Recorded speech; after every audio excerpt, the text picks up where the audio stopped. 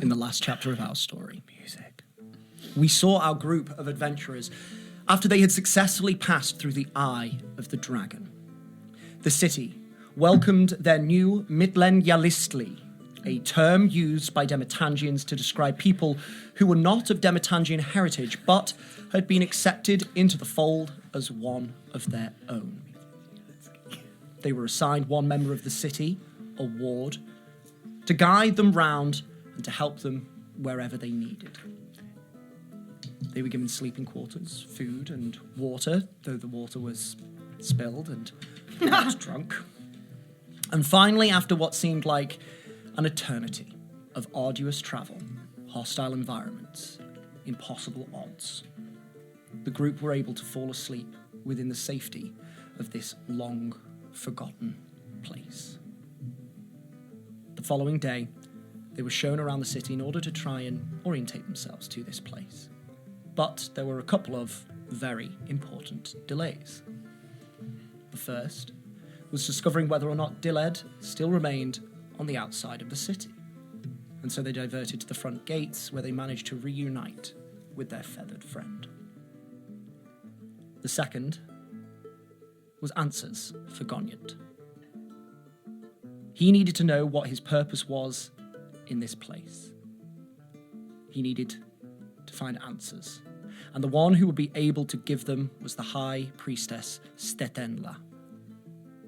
And so they visited her in the temple at the center of the city. And surrounded by the markings of ancient language, Goniant tried to connect with the magic locked within the rune on his hand. And though there was an effect, it was not what Goniant was looking for. And yet again, it cost him. Stetenla assured him that she would teach him this language to help him. So the group prepared to spend some time in this subterranean world to allow Goniant time to gain control over this potential locked inside of him. And that is where we pick up.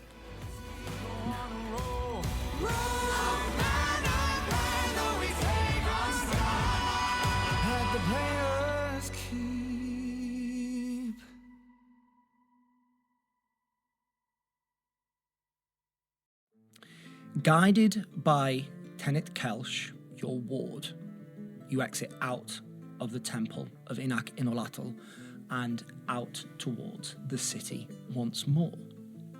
As you walk through, Tenet Kelsh turns to you and she says, "So, now that we have your friend and some answers for you, we can start with your vocations, yes?" Yes. Wonderful. Okay.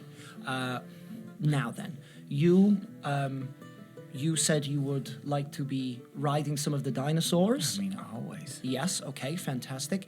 And you, my friend, I think you said that you are a craftsman. Yeah, tinkerer of Wonderful. sorts. All right then. Remind me what... In fact, my apologies. Have I asked for your names? I don't think I know your names. No, I don't think so. My name is Tenet Kalsh. It's very nice to meet you. What can I call you? I'm Cordelia Sunfire. Cordelia Sunfire. It's Yes. very nice to meet you. Yeah, I'm Jack. Lucky Jack. Some people call me Lucky Jack. Would you like me to call you Lucky Jack, or would you like me to call you Jack? Jack. Okay, Jack. Cordelia Sunfire, Jack. You can call me Cordelia. Cordelia. Yes. Okay. Sorry. Sky. Sky.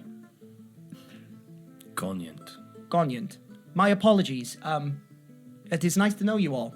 So, Cordelia, Goniant, do you have any idea what sort of trade you might be interested in learning?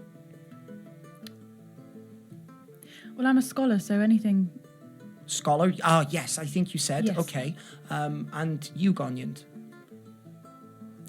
You can see the ebbs from the end of the last episode are really wearing on him.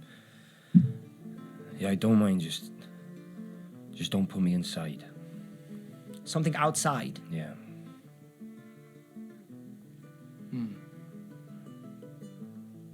Would you prefer to be outside of the city or just outside? As long as I've got fresh air, I don't mind. Okay.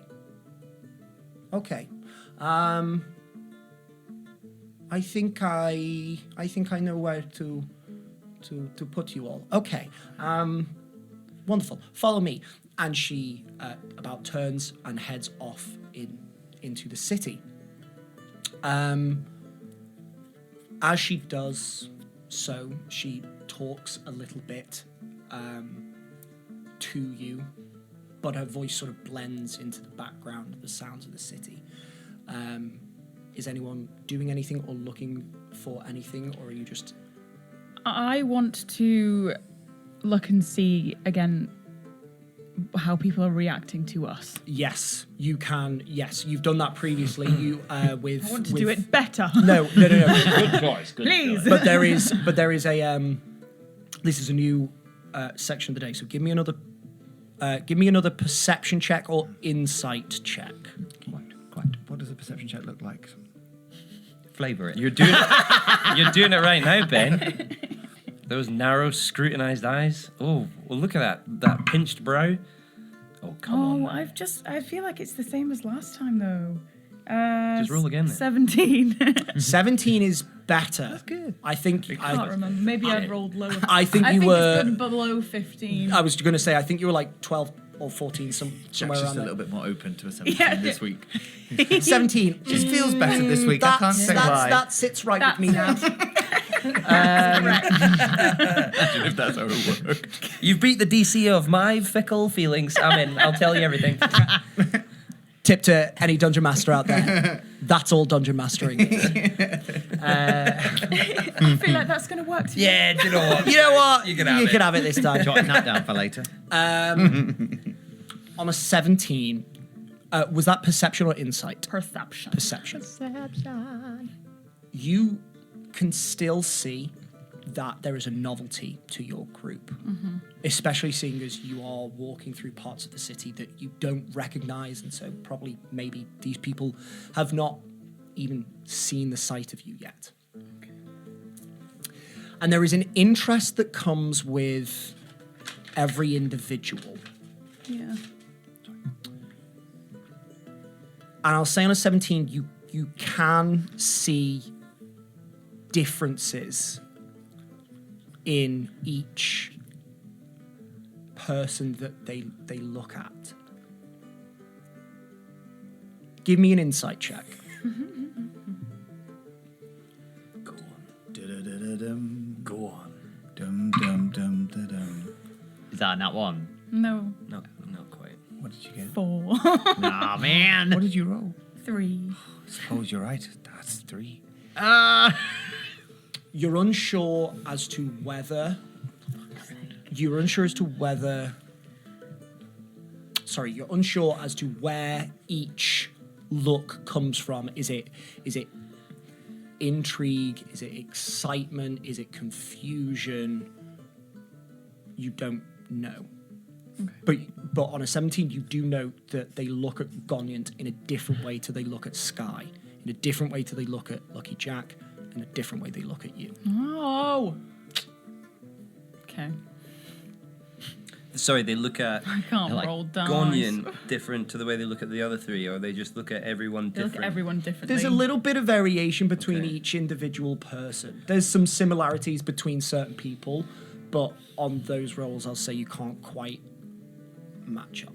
I will say on that, if you are looking around and looking at people's reactions, I made this choice potentially subconsciously based on the reactions I was getting from the NPCs.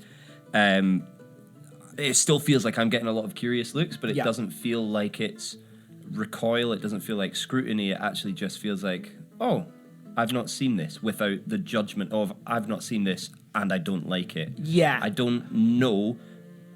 Goniant hasn't felt the need to put his hood back up down here. Yeah. Um, And I'll say that's absolutely fair. Does that run on track? Absolutely Okay, right. perfect.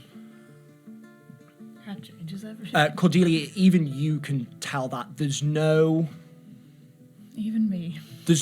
stalwart Good job, bud. Good job. negative reactions. You just don't know where these reactions are coming from. Are they neutral? Are they very positive? You're unsure of the differences and the similarities. Goniant, if you are conscious of the eyes on you as well, you can make an insight check for people or a perception check to see if you Help a girl out. notice. Yeah, no, well, with my -1. Even cooks it. Even me. Well, that tiny dash really tried to Even escape. you. Get back here, tiny dice. Yeah, we may as Should we well roll a use tiny it. dice? May as well. No. No, you Yeah. don't want a tiny dice on this one. I'm fed up. When it's when it's a matter of Goniant's life or death, you're like tiny die. But when you're like, give me an insight check on the people of this city. No, In the tray, please. come on. 11? Oh no, that's way worse than what you did. 11. Even you, Goniant. You go. Was that perception check? They're both -1. Yeah, no, you said insight, so it would have been insight. Yeah. But it's -1.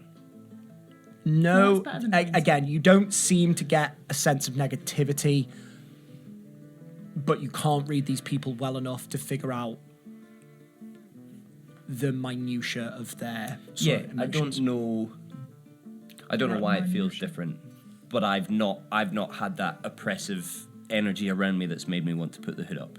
Is that fair? Yeah. Nice. Give me. Yes, sorry. Yes, it is. Give me a.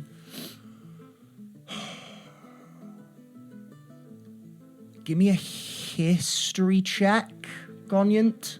History. L'histoire. L'histoire. Sweet.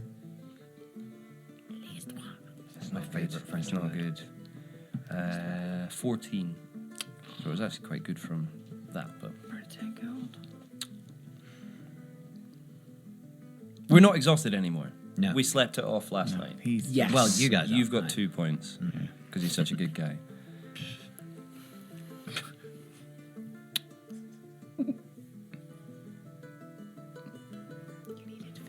Zdetenla's words come back to you as you are looking around and querying why you feel different in this space.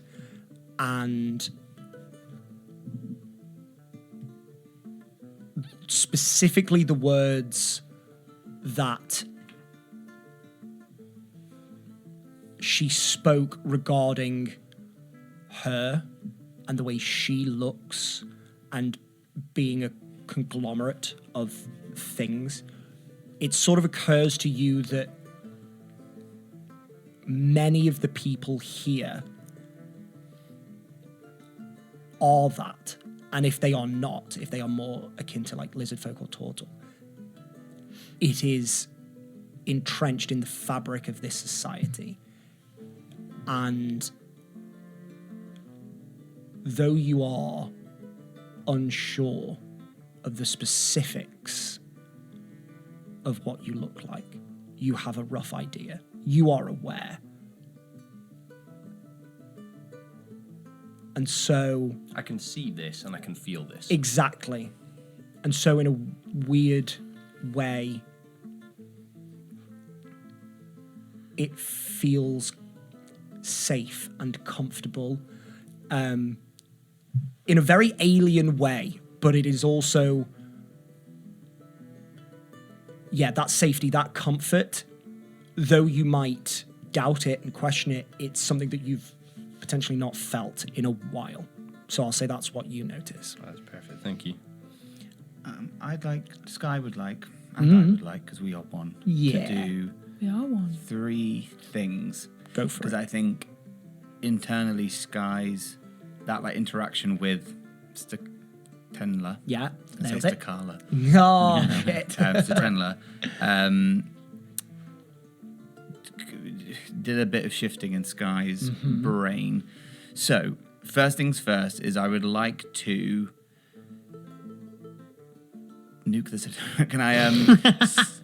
Is there a degree of some people have more than others here? Ooh, okay. Because obviously there is no Yeah, wealth, yeah. but does there seem to be like Yeah. there's bigger houses, people who potentially could not have houses? For sure. Interesting. Give me a perception check. 8.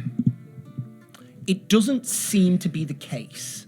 Everything seems to be fairly That's cool. level, and any differences that you might be missing, you chalk up to just different culture. That's fine. And then, as we're walking around with Tenet Kelch, I want to I can imagine it being an insight check and a perception check, but I want to insight check the way that they are presenting to us everything to see how almost downloaded it is.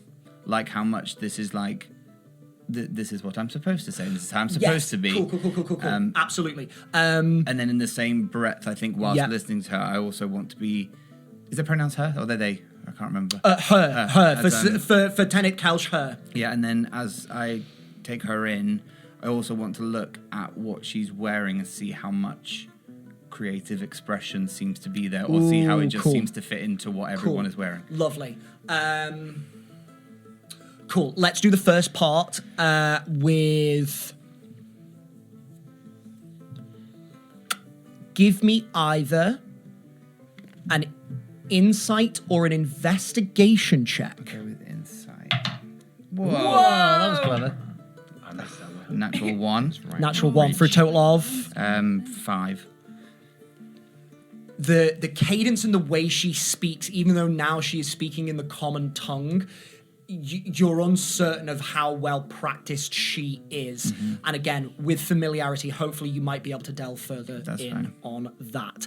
And then the second aspect, you want to look at creativity. Yeah, just see like where there seems to be like, oh, that's a real deviation from what everyone is kind of wearing, Yeah, and that's where love you've that. gone like, everyone wears a boob tube, but I'm going to wear a boob tube with like sure. a boob window. Do you know what I mean? Give me... New fashion trend alert. Let's go perception or insight again. Only a 10. I'll do insight, so a 14. 14. Yeah. There is a commonality with the clothing of every individual here. A large amount of the fabrics are this like really nice warm beige, but many times do you see accents of deep like royal blues that have been folded over, or potentially this like bright emerald green embroidered with stark yellow thread, bold reds, and not just in the fabrics but in the jewelry and that sort of thing. So there is clearly, you can see the cultural similarities, but with every single person you can see that there are slight differences. There are mainly like not shanty, they're a bit short, but like robes, like long robes from the waist down, and there are a mixture of like people wearing tops or going topless in this city. And jewelry made out of beautiful stones, either around the neck, on the wrists. Some people are adorned with feathers as well, of many different colours. On Tenet Kelch specifically, she actually wears a slightly shorter robe, more like a shenty because it comes above the knee, and then a sort of like sleeveless tunic. And doesn't wear as much colour as some of them. However, there is a like a gold band on her fairly impressively large bicep, and then some beads, one of which is quite large reddish chunky beads, and then it's got a smaller one with like yellowish and goldish beads.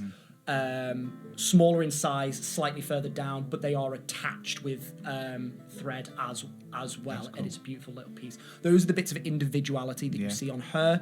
You don't know if she's made them specifically, but it gives her a little bit of individuality. Yeah, cool. Yeah, that's fine. I think just Sky, I think what felt like quite a massive scape of land, I think the ceiling feels slightly more present Okay. coming out Yeah. of that. But that's No, thank you very much.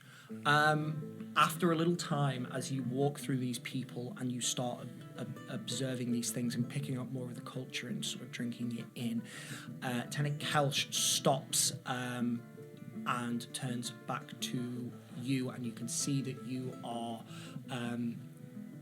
basically at one of the massive sets of gates, and she turns to you and says, "Okay, craftsman." Lucky Jack has his head in one of his books and is scribbling away.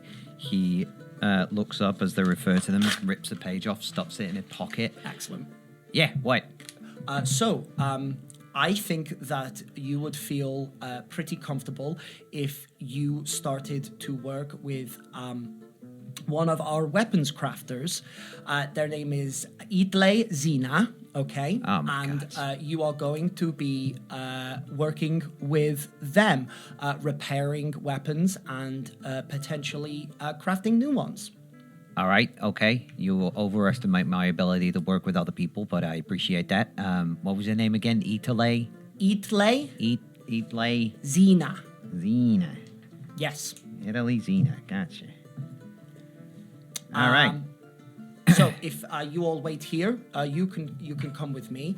Just 1 second. okay. We're not gonna need mayonnaise anymore, right? Well, maybe. You always need mayonnaise. We'll always have mayonnaise, Goniant, but for now, and Lucky Jack's gonna pull out the alchemy flask. episode title. I was just. We'll always have I was mayonnaise. just Always need mayonnaise. same thing. Will I ever see you again? We'll always have mayonnaise. He pulls out the alchemy jug, looks sadly at it for a moment, and then he's gonna, in the process of transmuting the item from one thing to another, it's almost like he taps into the physical vibration of the metal that it's made of and disassembles it, and it kind of crushes in his hand. Wait. And he's going to take one half of it and like crush it into one, and then kind of fiddle around and sort of poke holes in it until it resembles two small cups. And as he shows it up to you guys, there's like a shimmer of an almost invisible thread connecting the two. Double mayonnaise. No, not mayonnaise anymore. But these should no condiments. These are like messaging things, okay? So I can talk to you guys. So you guys are going together, right? I think at seeing this, Cordelia's stomach drops a little bit and she's kind of brought back to reality. Everything all right, Blondie? Yeah, yes. Yeah, so, you just talk in that and I'll hear it. Sorry, Sky, there's only two. It's only like a two-way thing. But in case we lose each other, you can use that. So call me. Oh my God.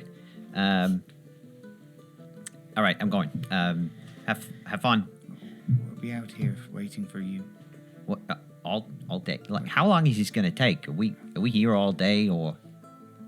I say to Tenant Kelsh. I'm sorry, I don't understand.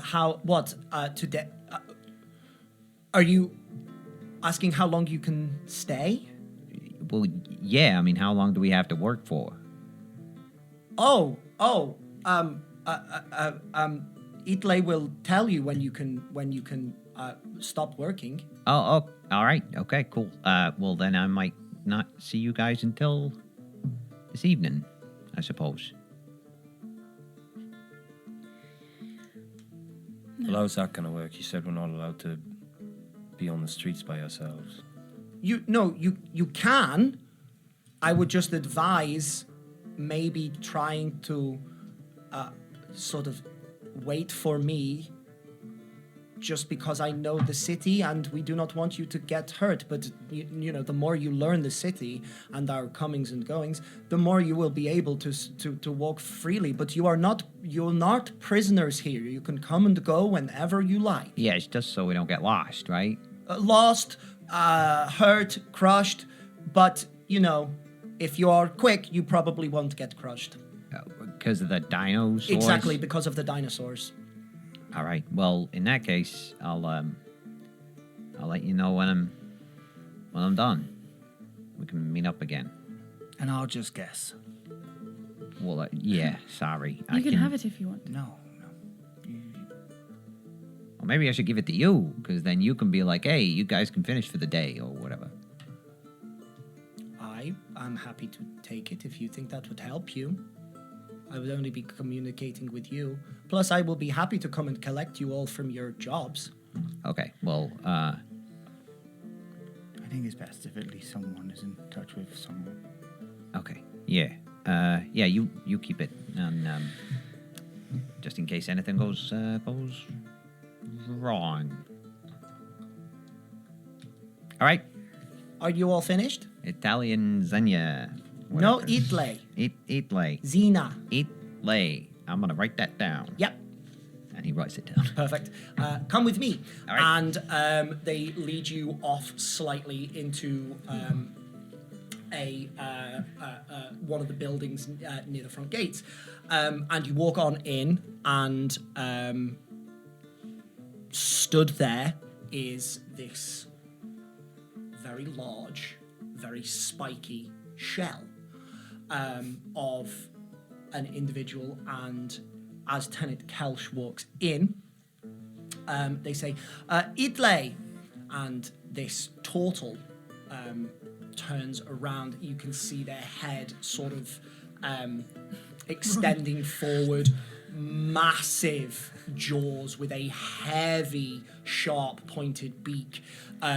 Their jaws and the crest of their head are pointed with spikes, and their entire shell looks extremely sharp as well. They turn around large hulking arms with long pointed claws. They wear just like a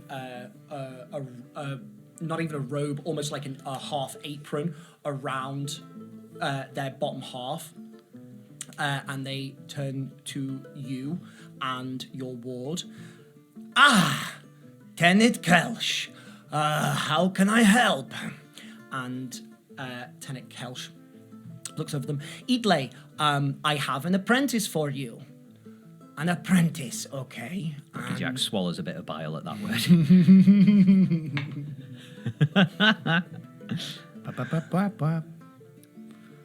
We've not had one of those in a while. Tenant Kelsh says, yes, they are going to be working with you. They are obviously from above, but they say that they are a tradesman, a craftsman, and so I think that they would be very well suited to your sort of work. And Eatley sort of, well, at least your hands look well worn, so you are clearly used to some sort of work. I think we could probably see what we can do with you. Yes. All right. Is there anything else, Tenant Kelsh? And she shakes her head. No. I am okay to leave him with you. Okay. Well, I have more rounds to do, but I will be back this evening to collect him. Have a good day and enjoy your work. Thank you. You're very welcome. And Tenant Kelsh sort of exits out of the building. Eatley turns to you. So, I'm afraid you are just a little late from our midday break, so we are going to go straight back into the work. Now, have you ever worked with stones like flint or obsidian, things like that? Yeah, just hold on 1 second. And he pulls out that piece of paper that he shoved in his pocket earlier. I have been told I am difficult to work with, so I came prepared. I am open to your teachings. Well, thank you very much for letting me know. If there is anything that I can do to make you less difficult to work with, then... Yeah, don't call me an apprentice. You know, that's kind of... An apprentice. Okay, would you prefer a different word? Trainee. Yeah. Trainee. Trainee Jack. Trainee Jack. Okay. Okay. Well, thank you for that, and thank you for being open to my teachings. I'm hoping that you will enjoy working with me. I'm trying to keep an open mind. You know, I'm not. Don't work well with others for the most part. But yeah, I'll. Well, I'll do my we'll best. see how we go. Come with me, and Yeah, for your information, yeah, I work with Flint and stuff that makes fire. I don't really need it because I can kind of do my own fire. So oh, you will not need fire. Do not worry. Okay. Come with me. Leads you All right. out. And at this point, the rest of your group has walked off. Eatley walks out of what you seem to be her house and out towards the front gates, out and around, and off to one side. You continue to walk, and eventually you see this like pile of stones. So, have you ever, when you were working with things like flint and obsidian, have you ever had any experience with napping? napping? Napping, yes. No, I mean not unless you count at 2 a.m. when I can't. You know. No, like- not sleeping. No, I'm so sorry. Here, let me show you. And she sits down on one of these stools that are set up next to it. Okay. And she picks up like a little bundle of leather and lays the leather out on her knee and takes up a collection of what look to be tools. And as she sets them down, you can see that they are dinosaur teeth of varying sizes. Sick. And she grabs a rock and with a very large tooth, she starts to work on this this piece of stone. So napping is the art of breaking flakes of these off, and these are what we use in our weapons. And so we will be making new shards, either for replacement, repair, or to make a new weapon. I will show you the basics, and we will go from there. Okay, so what? I'm just gonna be sharpening rocks all day. In a sense, yes. Okay, because I usually work with like metal and knives and daggers, swords, that kind of thing. Yes. That's kind of more my drift. Well, we do not necessarily work that much with metal. We use stones, but this will mean that you get a new skill. Okay, and he bites back the thought of how primitive this is, and considering he's trying to work on himself, how No. beneath him it feels. And he turns and he goes, You got a point. I ain't never made a weapon out of rock before. And I also ain't never used teeth as tools. So that's Do not worry. that's pretty cool. I will show you how. All right. Take a seat. Thank you. And we'll leave that there for now. You hear that, Sigismund Olafsson? Lucky Jack thinks stone is beneath him. Fuck your stone cunning. Oh! I said it. Into campaign war between your own characters. Oh, brilliant. Yeah. Whilst this is going on, Tenet Kelsch, as she exits Eatley's abode, she wanders through the city, taking you along. And eventually, as she sort of makes her way sort of further into the city, she comes to a stop next to a fairly large building in comparison to some of the others. Same sort of structure, but it's definitely larger. The doors to this are also definitely larger as well. Now, I know that you said that you would like to ride the very big dinosaurs, Yes. but I think this is probably a better place to start to see if you sort of get along with these sorts of beasts. I think also this would be great for you. We are going to go inside, but you're probably not going to be working inside for most of your time. Is that okay? Yeah. Okay. Wonderful. I think that you would be great at delivering things around the city, specifically food for the other dinosaurs that people own. So we are going to go inside, and you are going to meet someone called Ula Asrvi. They are one of the feed distributors of the city, and they work with some of these dinosaurs, and I think that you will be pleasantly surprised. Sound good? Sure.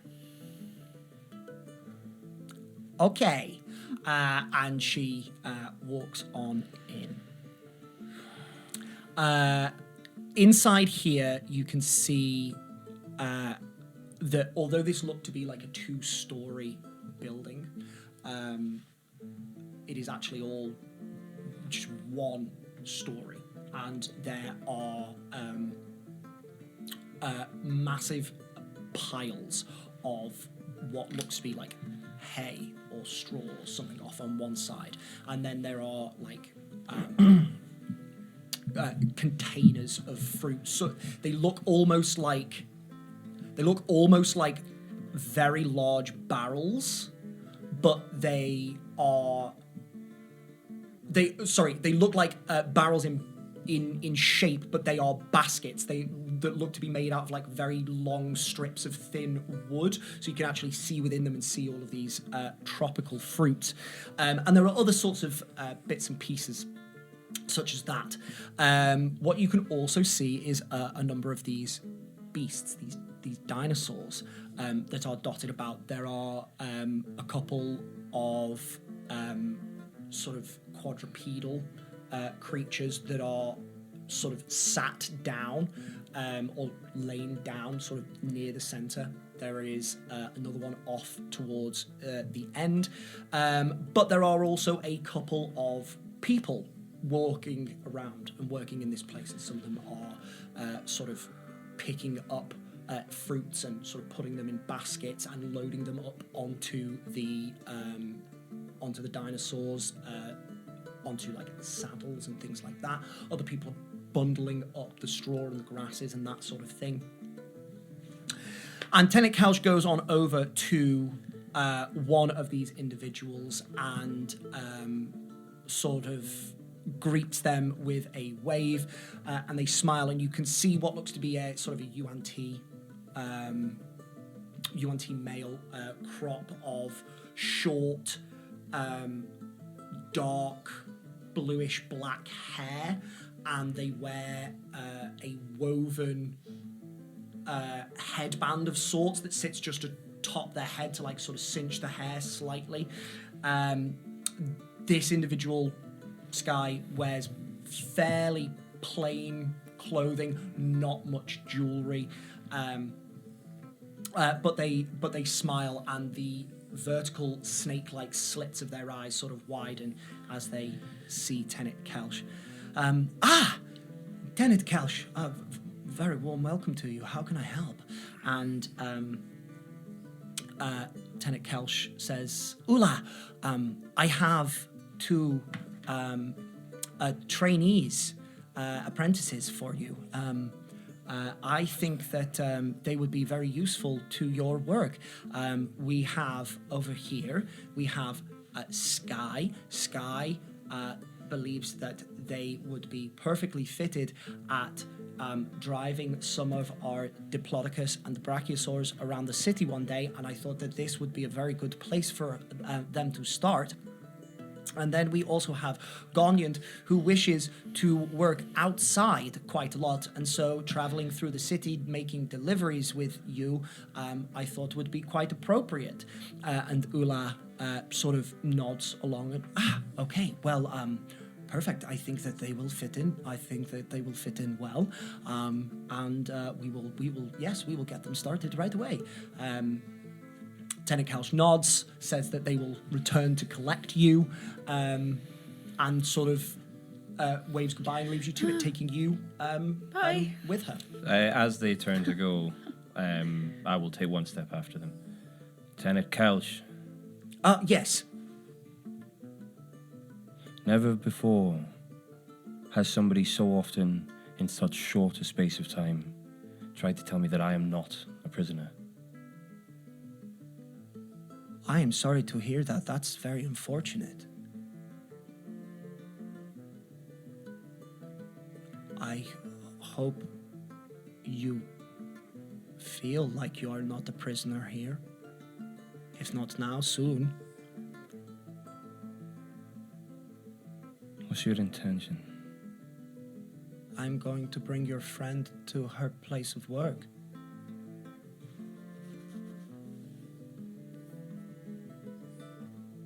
Do so then. Okay. Goodbye. Come on, Cordelia. Let us go. And Cordelia's not stopped clutching this cup that she's got from Lucky Jack as well as we go. you exit out, and Ula comes up to you. I'm sorry. Remind me of your names. Sky and Goniant. Goniant. It is very nice to meet you. I'm Ula Asravi, and I am one of the feed distributors here. And basically, what my job is to ensure that all of the beasts in a certain area of the city, they are taken care of. They are fed and cared for. Does this sound? You look a little disgruntled. Are you okay? I'm fine. Are you sure? I'm fine. All right then. If you need anything, let me know. Let us go. So, and as they turn around, they sort of start walking through. So, eventually we will get you loading up some of these dinosaurs and doing your own deliveries. But for today, you can accompany people with their deliveries and just to sort of see what routes they take and who gets what. And so eventually you will be able to be familiar with what deliveries go where and that sort of thing. So yes. What would we like to do first? Maybe introduce you to some of the creatures? Sure. Yes? Okay, perfect. Come with me. And they lead you over to this, excuse me, one of these quadrupedal dinosaurs. This individual has large bony plates that stick out from their spine in a row, and a large tail with spikes on it. And you can see that the spikes have a beautiful sort of, what's the word? Decorative caps to them that are slightly bulbous, of a like goldish metal, very clearly not the bone that you see there. Okay, so this is Ebe. They are a stegosaurus, and they are one of the creatures that we use to help us with our work. They're very lovely, and he looks down at this creature who sort of lifts its neck and you can see that on Ebe's spines there is rope wrapped around each one of the spines, and there are like little satchels attached to each one of these. Ebe is still a baby boy. He is still growing, but eventually he will be much bigger, and he will be able to lift. He will be able to lift much stronger things, much heavier things. But for now, he's just on straw and fruit, aren't you? Yes, you are. Yes, you are. Okay. So, and we will leave that there for now. Jack, can I change my job, please? I need to meet Ebe.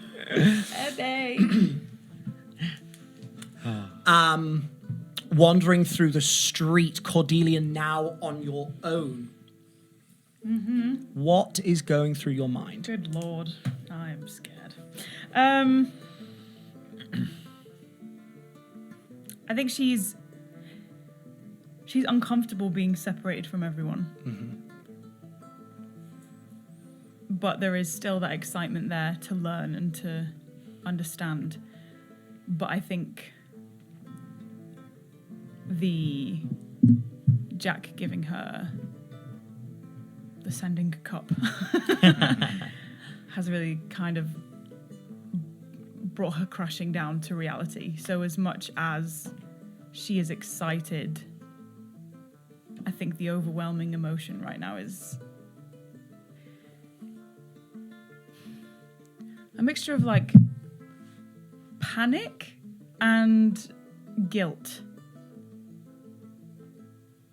But she's holding it in. Okay, thank you. And that concoction of emotions stays just beneath the surface until you see Tenet Kelsh start to slow down, and that emotion sort of dissipates slightly as interest sort of peaks once more, and they stop in front of, again, a fairly regular size building.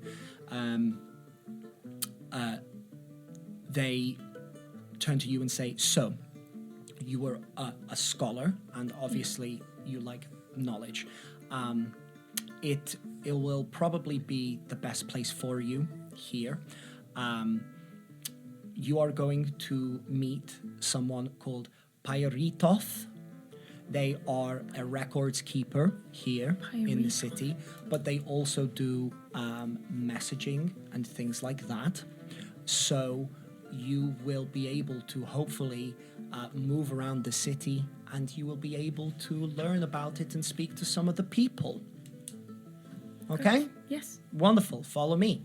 And you head on in, and this does not look like someone's abode, although it does have a similar size to it from the outside, but internally you can see it's very different. And immediately you are met with the sight of scrolls. And a little ways away from you, there is a hunched over lizard folk, where once they may have been fairly tall, they have sort of stooped with what appears to be age. The slight crest of feathers on their head are just starting to be flecked with white, as is their scales that are just paling ever so slightly. Tenet Kelsh, from a little further away, sort of calls on over, hello, good day, Pyritoth, and they sort of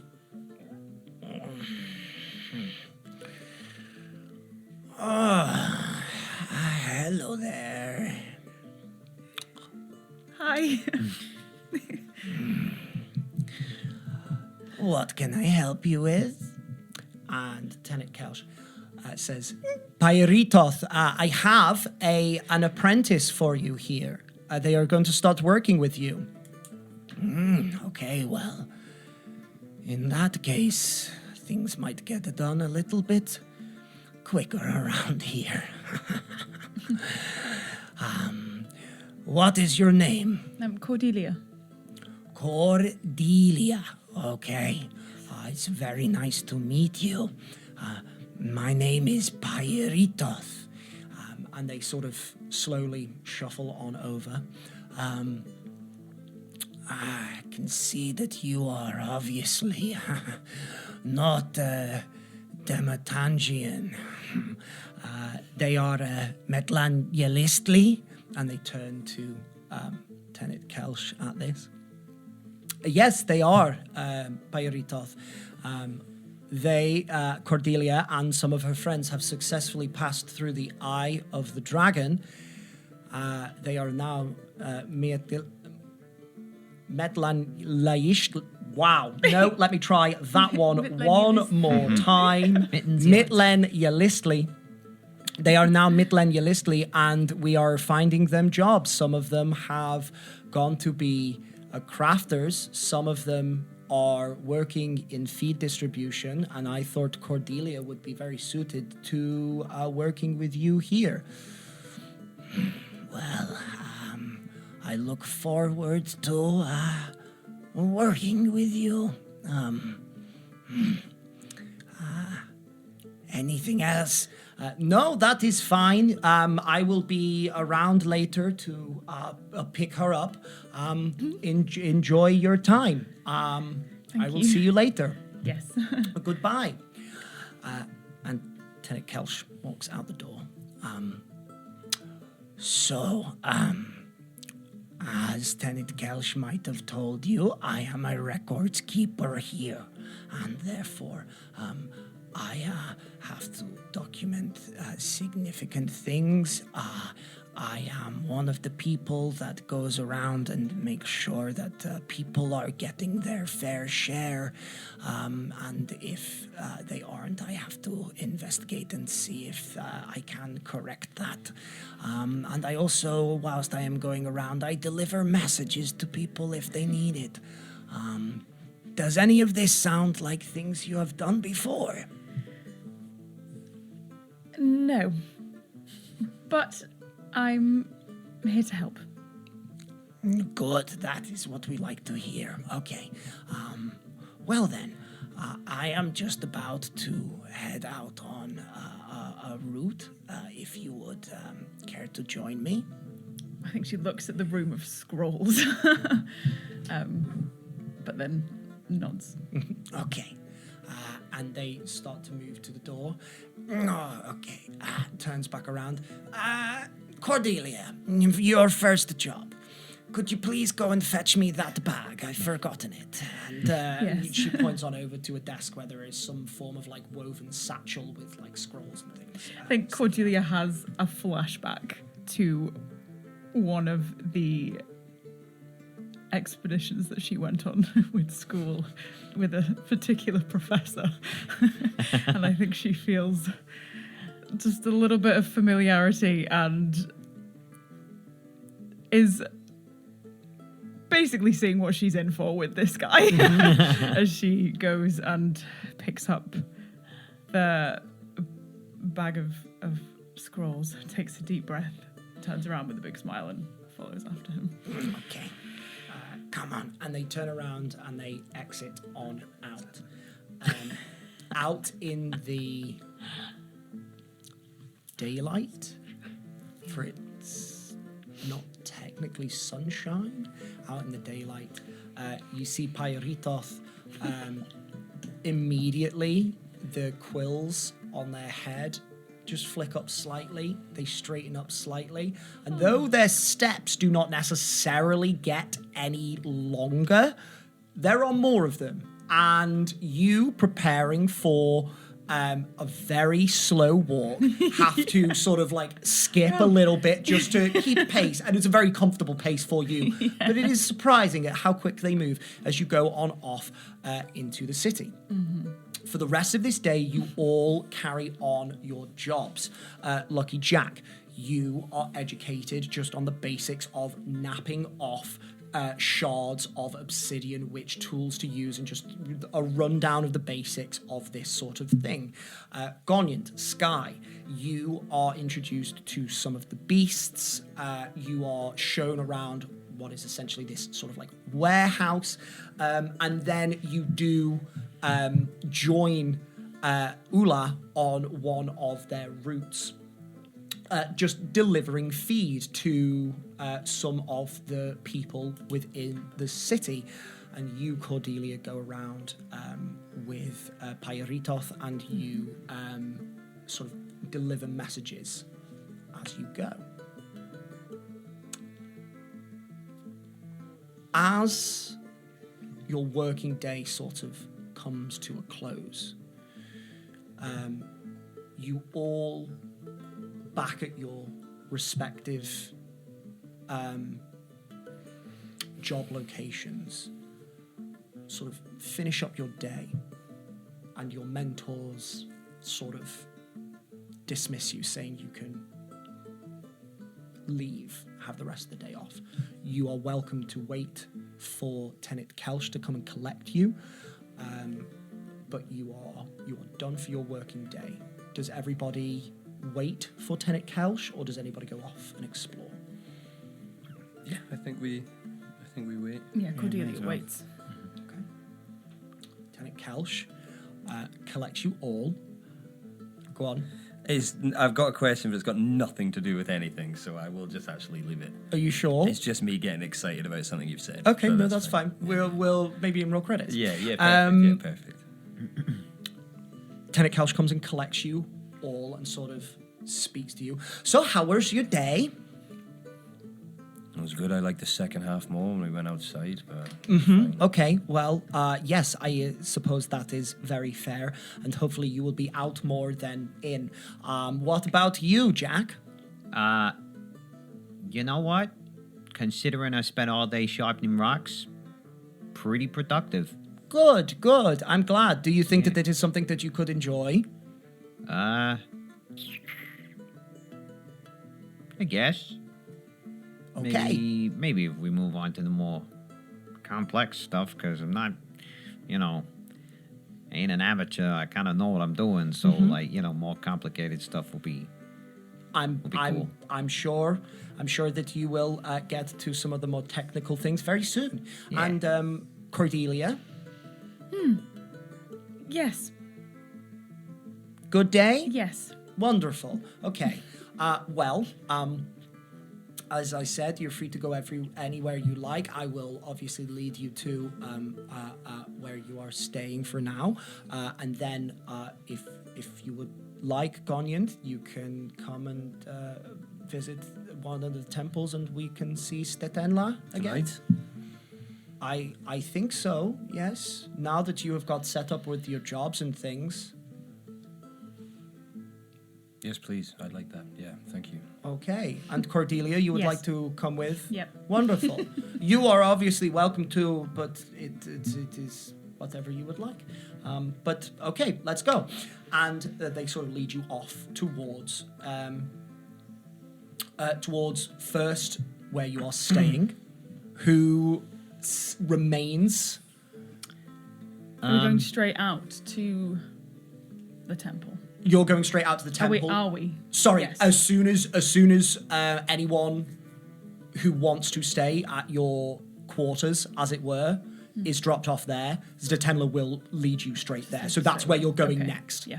This is just like a didn't know pit if we had stop. like a Dinner time. dinner time. Dinner time. Yeah. We don't.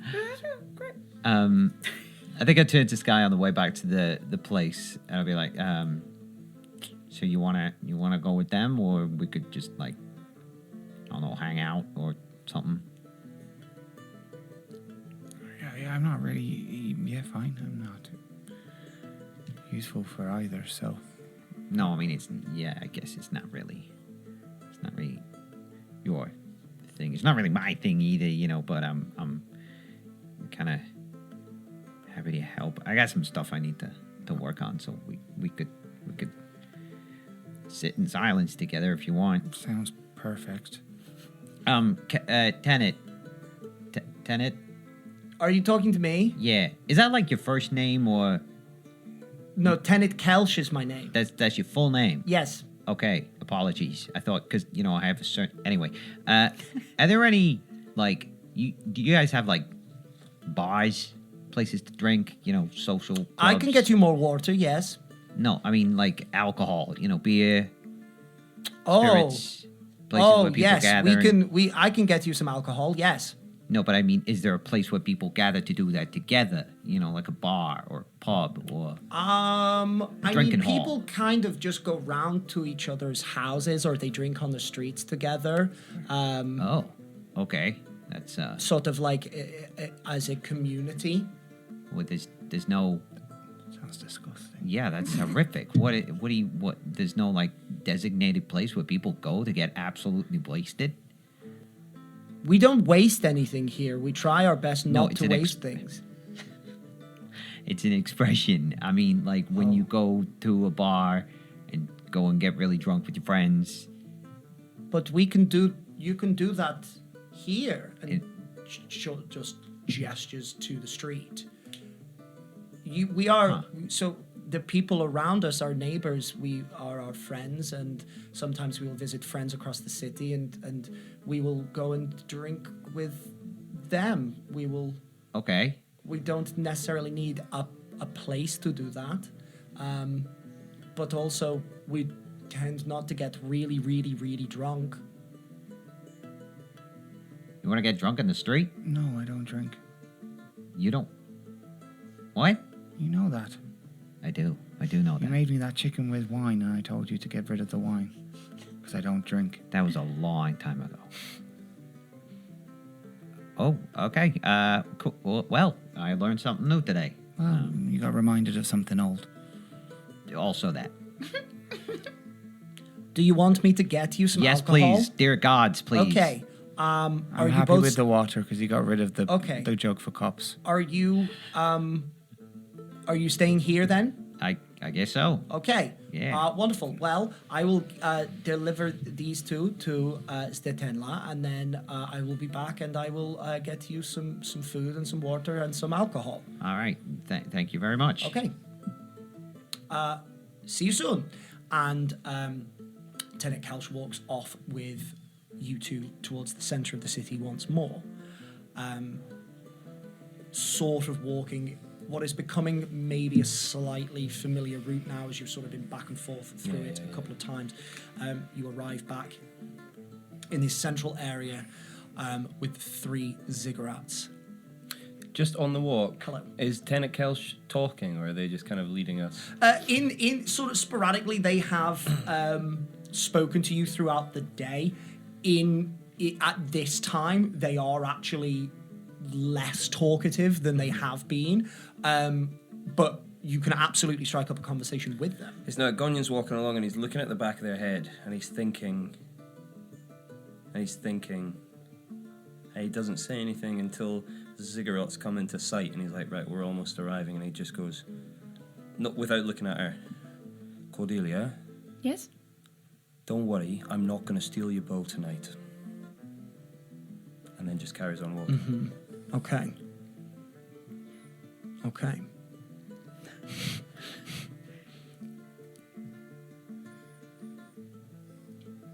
Can I get anything from that? Make me an insight check. I don't know. But would it be insight or What would you like to do? like I don't know, like it feels Trying to like figure an out the riddle. intelligence-y thing. Like Give me an investigation check. Investigation. Yeah, it feels like you're riddling me something. Riddle me this, riddle me that. Who's afraid of the little old Goniant? No, that was terrible. It's pretty good. 26. It's very 26. Oh, that's a lot Oh, of 26, Goniant. What was that? What does An investigation? investigation Yeah. check? Trying to I'm piece trying to together figure the out if it riddle. was like a riddle that you're trying to communicate to me. Yes. I don't roll anything for this, do I? I just say what. Yeah. I think you can definitely see that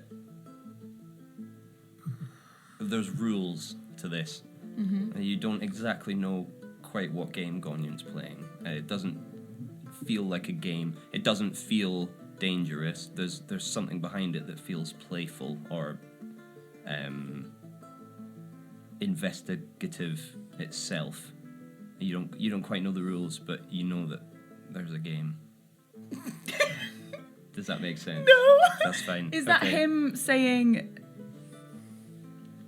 like, I'm not going to steal your bow, like, to trust you?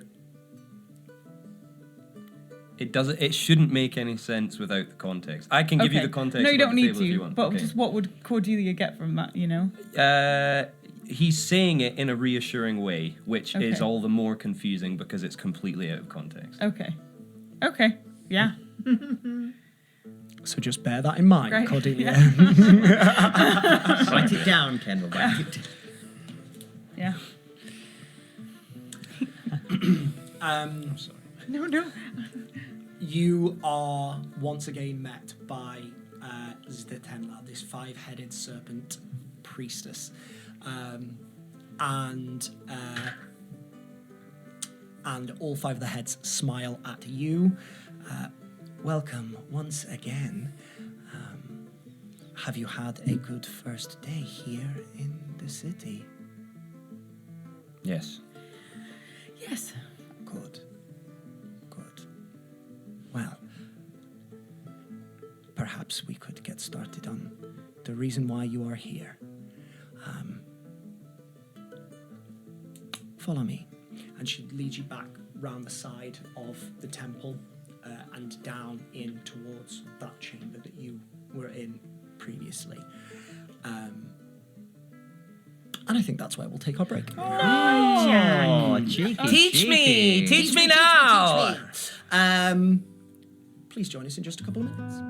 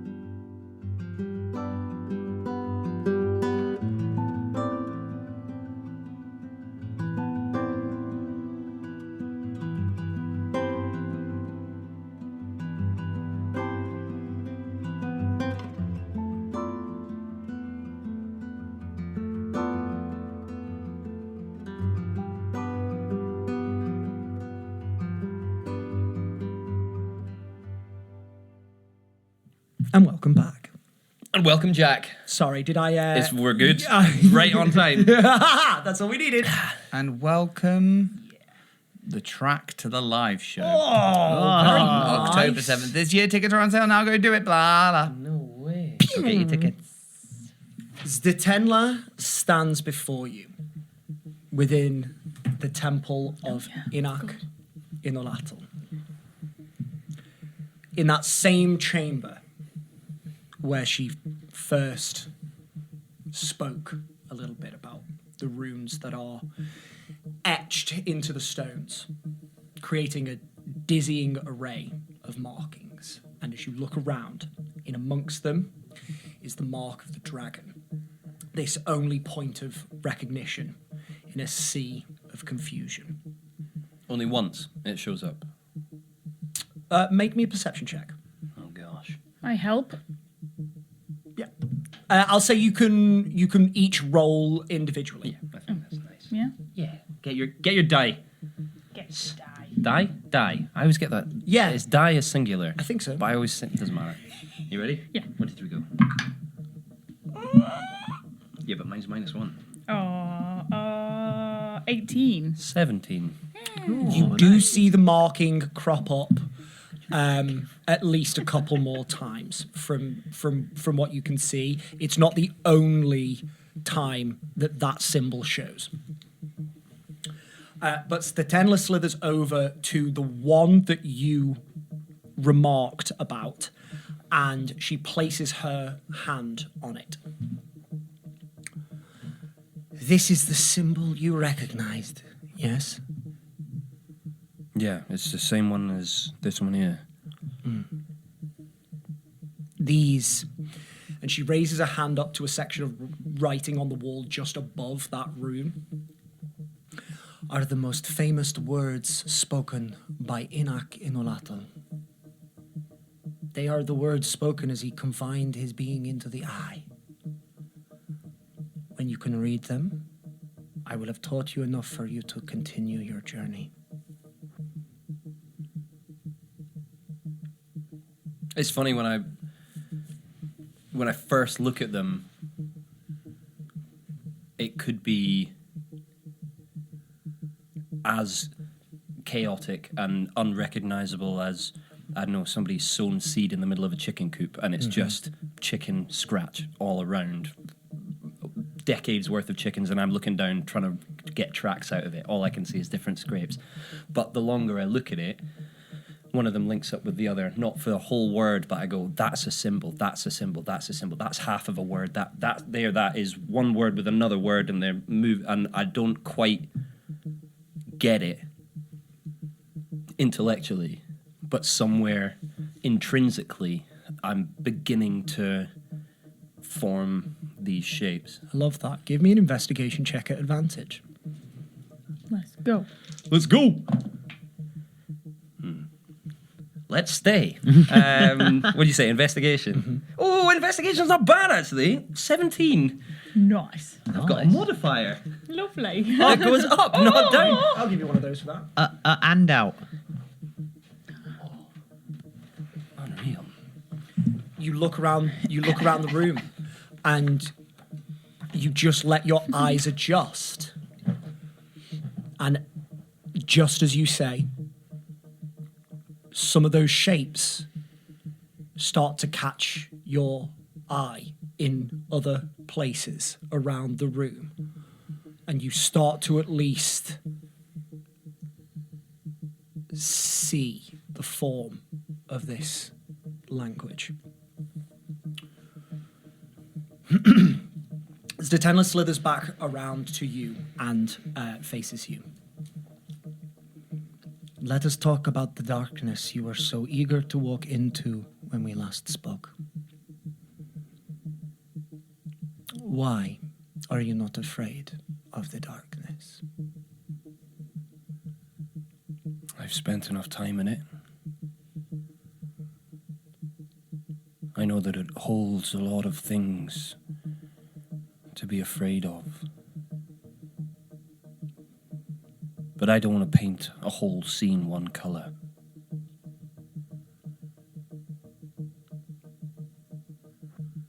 This is good.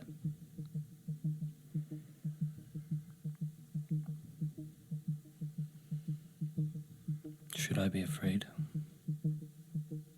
It matters not. As I said, your fear of it, or your bravery in the face of it, does not stop it from blinding you. Instead, you must give yourself the ability to see. She casts her hands into the air, and as she does so, inky wisps of bluish light flow from her hands. And then suddenly you see another version of Stetenla slither out from the first, and then a second, and then a third, until there are 4 priestesses standing before you. They all have 5 heads, or do they have 1 head each? They all have 5 heads. There's only there was the one, and there was No, 4 more. I was like, that's is five. a very, That's fine, that's very fine. important distinction. They do not sort of like Yeah, separate yeah, off. okay. They are exact copies Sure, of I see you, Stetenla. I see you. She gestures for you to stand in the center of the room. She gestures for you to stand off to one side. Yes. I look at Cordelia and just hold eye contact for a second. Pay attention. And then I stand in the middle. Okay. Oh gosh. You stand in the middle, and she says, "Close your eyes." I have a flicker back to Cordelia, and then back to Stetenla, and then I close my eyes. Okay. Goniant, as you close your eyes, darkness consumes you. And then all of a sudden you hear her slithering around you. Cordelia, you see the 4 copies of Stetenla go and stand in sort of the cardinal points around the room, the compass points around the room. And when they are all in position, she says, "Open." And you can see that all of the copies speak at the same time. There is only one there is only one group of 5 voices, but you don't know where they are coming from. She says, "Open." And Goniant, you open your eyes and you can see this. You look around and you see the 4 Stetenlas around you. As you look, each of them moves in the exact same way. Now, try and take from me.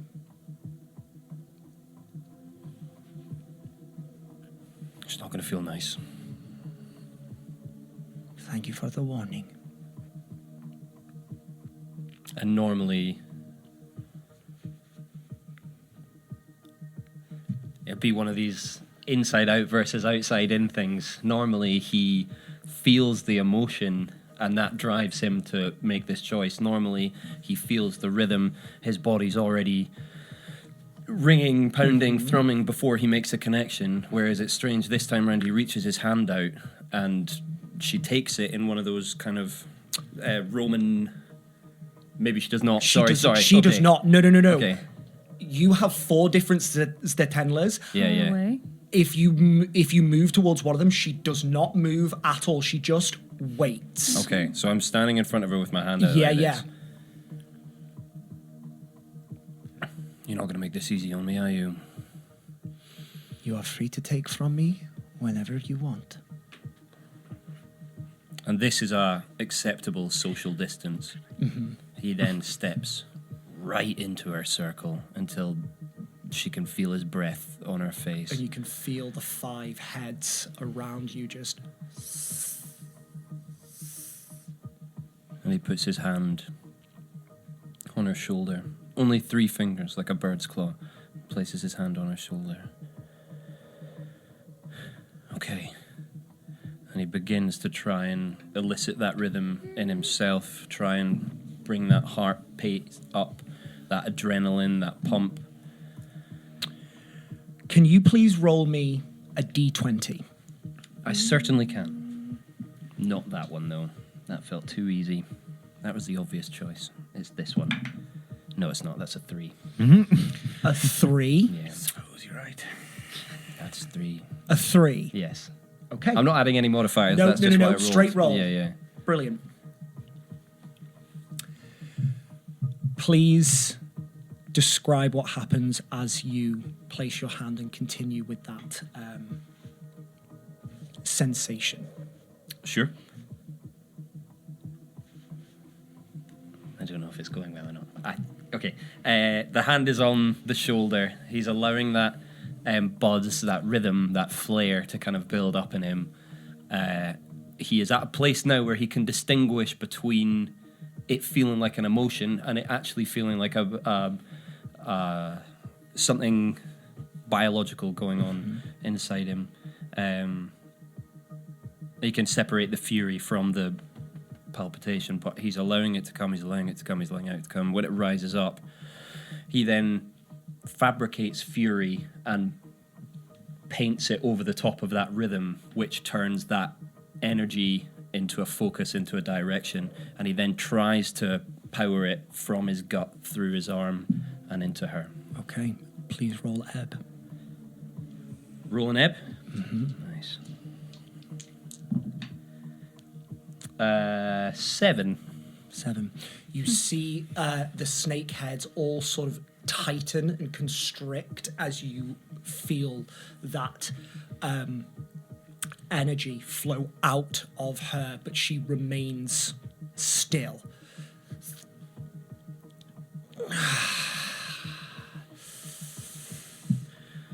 Good. Return.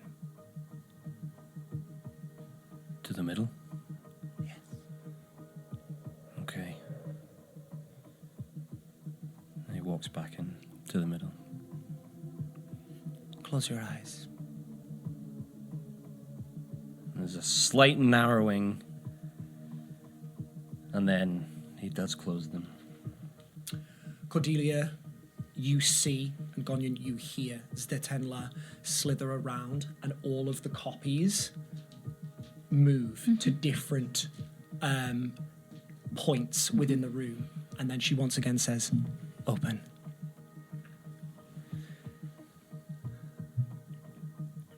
Try and find me. And you look around and you don't know if the Zdetenla in front of you is the same one you took from before. Because of the 4 copies around, you don't know which one is the real Zdetenla. I'll walk very close up to the one in front of me.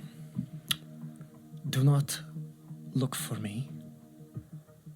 You must guess. Without knowledge, you are blind. Without knowledge, you lack direction. You guess. And she looks at herself around the room. So, guess. And I would like you to pick just one. Or Goniant, do you try and guess, sorry? Yeah, he stares into Zdetenla's eyes. The one he's up in front of.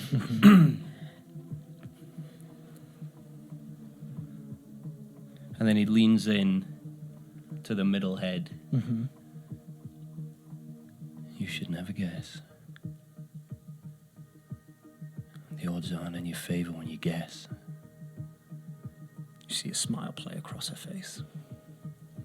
With a little bit more information, you can turn a guess into a gamble.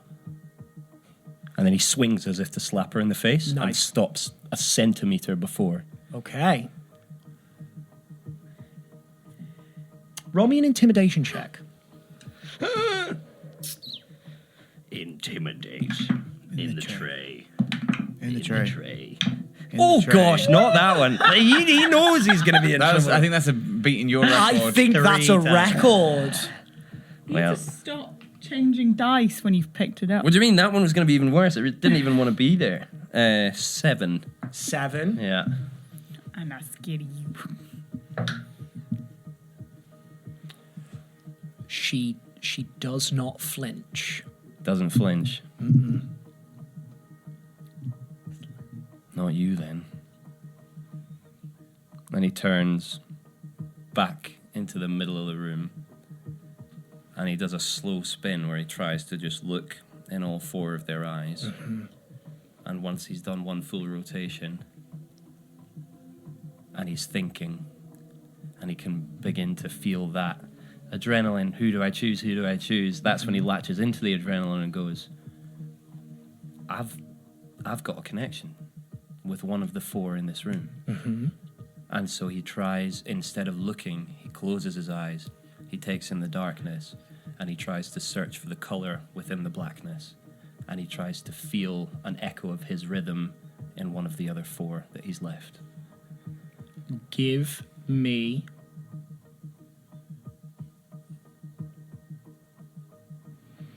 give me an insight or a perception check with your spell casting modifier at advantage. Oh, God. Give it a chance. Give you a chance, mate. Which other one should I give? Tiny a chance? dice. Tiny dice. Tiny dice. Why do you make me do this on important moments? Because it's funny. What did you say? Insight, but use Insight or perception Okay. using your spell casting modifier. Okay. Oh, God. Let's go 16. Bad. That's pretty 16. above average. Reliable talent. Not anymore. I'm on my own. You get as you stare at the one, or sorry, as you come away from staring at the one that you think is not Zdetenla, and you go to feel a connection from the other three, the one immediately opposite, you feel something pull that way, Okay.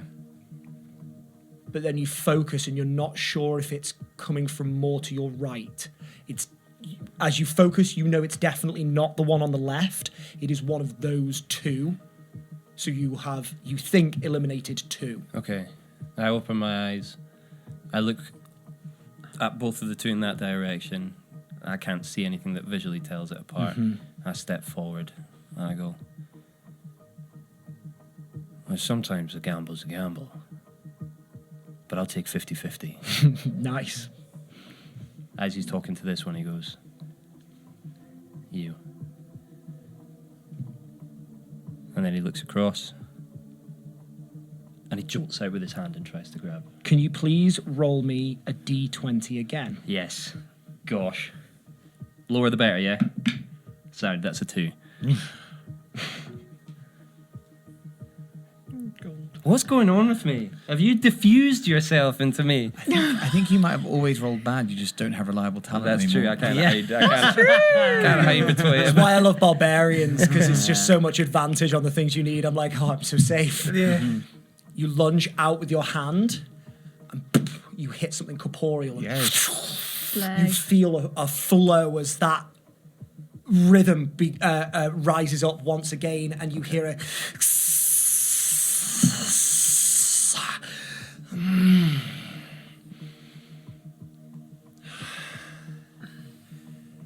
very good. Very good. Without the correct knowledge, you will never know if you are doing the correct thing. You will only guess. Only with the right knowledge, you will be sure that you can do what is right, that you will not get hurt. Only with knowledge, and she gestures to the room around you, will you hold a light through the dark. She gestures for you to take your place in the center once again. I do so. Cordelia gives you a little thumbs up from across the room. He's trying to be serious, but a little smirk escapes there. Just a little, like, not even a full smile, but he's trying to be like, right, okay, this is going well. And then she's like, you're doing great. Yeah. Great, sweetie.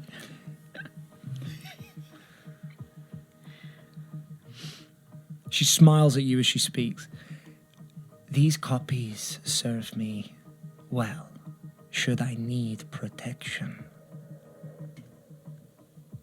But they do not react quite as quickly as myself. And she winks at you with multiple versions of one of her eyes. Like all the left eye. All the left eye of like the middle head. Sick. Yeah, okay, cool. She nods at you for you to close your eyes once more. You close your eyes, and once again, Goniant, you hear Stetenla slither around the room. Cordelia, you see once again those copies move and switch places. Whilst she watches Goniant go through this exercise, what is running through your mind, Cordelia? I I think at first she was probably feeling quite protective of him, not knowing what she was gonna do, asking him to do all of these things. But I think watching, and I think that probably did make her be a little bit more alert in the moment until she watches and then gives him a little thumbs up when he does good. I think that relaxes her a little bit as she just continues to watch, and she's just really keeping an eye on everything that's happening to make sure he's safe, but also out of interest. Yeah, if you'd like to make me... What check would you like to make me?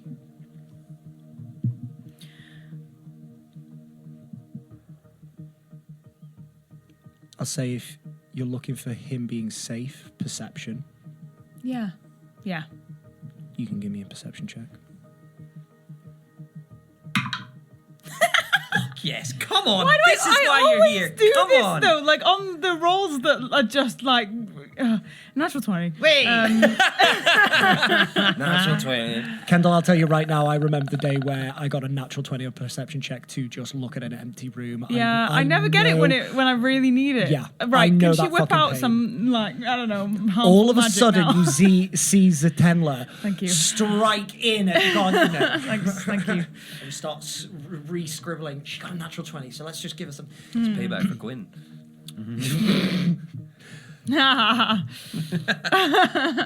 24. You observe Zetendler as she slithers around Goniant, and every time you see Zetendler, immediately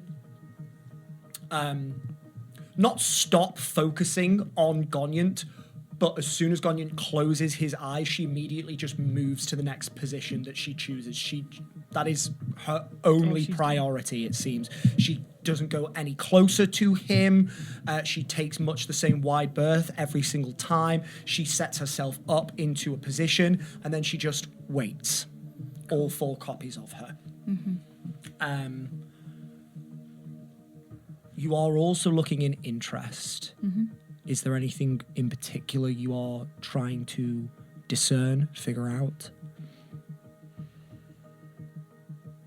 No, nothing in particular. Perfect, that's fine. That's absolutely fine, no problem at all. Goniant, as you stand there, you hear Zetendler slither, and then she indicates for you to open your eyes once more, and as you do so, by all means. Oh, I'm so sorry. I was just with you. I Sorry. thought, no, and I loved it. That's totally Back fine. in the game. You once again open your eyes, and again you see the 4 copies of Zetendler about you. You know you need to find Zetendler again. How do you do so? I just, without saying anything, open the eyes. I get the non-verbal dialogue at this point. She doesn't need to tell me that we're doing the same thing again. I can see that from her, and I give that back. And then just slowly look at all 3 of them. And when I turn back to the first one, I've ebbed a couple of times now. I've ebbed humanoids, I've ebbed non-humanoids, and I'm beginning... It's beginning to develop a bit of familiarity. It's still unknown, but I can get there. It's like I don't really know the working out, but I found a shortcut, and I'm just happy that if I keep following that path. However, as I'm looking and I'm really consciously thinking about ebbing again, my brain goes back to the first couple of times I ebbed non-humanoids. And the big thing that stuck out for me was, as I get myself into that rhythm, there's always a point in time where we share one heartbeat, where we synchronize on one heartbeat. And when I do that, I get a glimpse into their mind. I feel, normally it's been fear or uncertainty, or if it's something slightly less humanoid, primal anger or hunger or things like that. And as that slips back to my consciousness, I try and recall the last 2 ebbs I've just done, that I was thinking about who to ebb. I wasn't thinking about ebbing, so I wasn't thinking about what happens when I do. But I try and bring myself back to that moment in time where I shared her heartbeat for a second, where I felt her emotions for a second. And I try and see if one of these 4 resonate with me more than the others. Give me either an insight or a perception check with your spellcasting modifier at advantage. Come on, This Pedro. one and this one, and they're both going to be nat 20s. It's a lot better than it was. 21. Ooh, boy. Exactly as you described, Goniant, you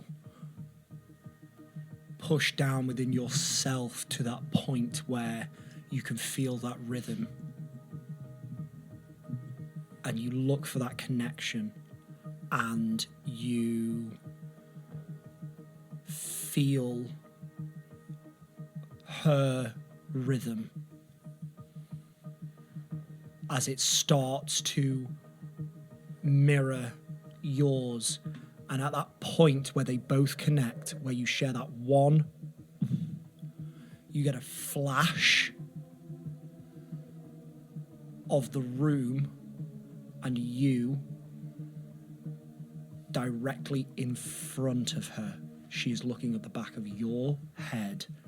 You see yourself. The patchwork of different persons on you. The bluish folds of the material around you and the leather straps tightening them down. The runes that run down the back of your head. All of that in an instant, and then out again, and you know she is behind you. And my hand immediately goes to those runes.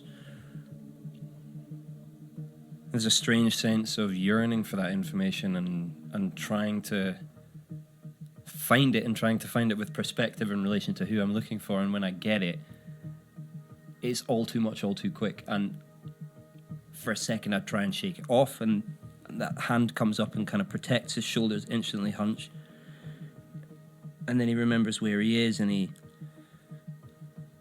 softens. And then he turns around, and without saying anything, he just holds eye contact with the one where he knows that he's right now. And he tries to see anything in her eyes to see if she knows that he knows, or if she's just waiting. Give me an insight check. I imagine someone with her level. Oh! Forgive me. 20.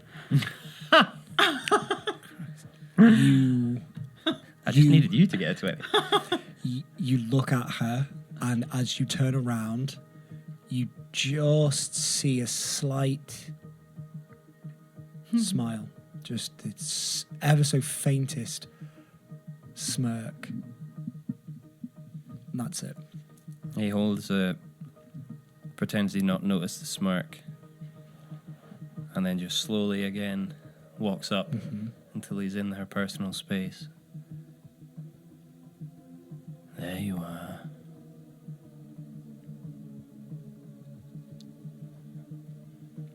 And as you go to reach your hand out, she gently clasps your wrist.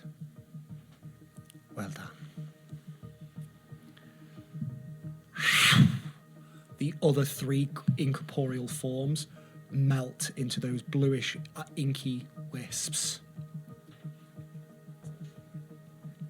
That is very good. Knowledge. It is not essential.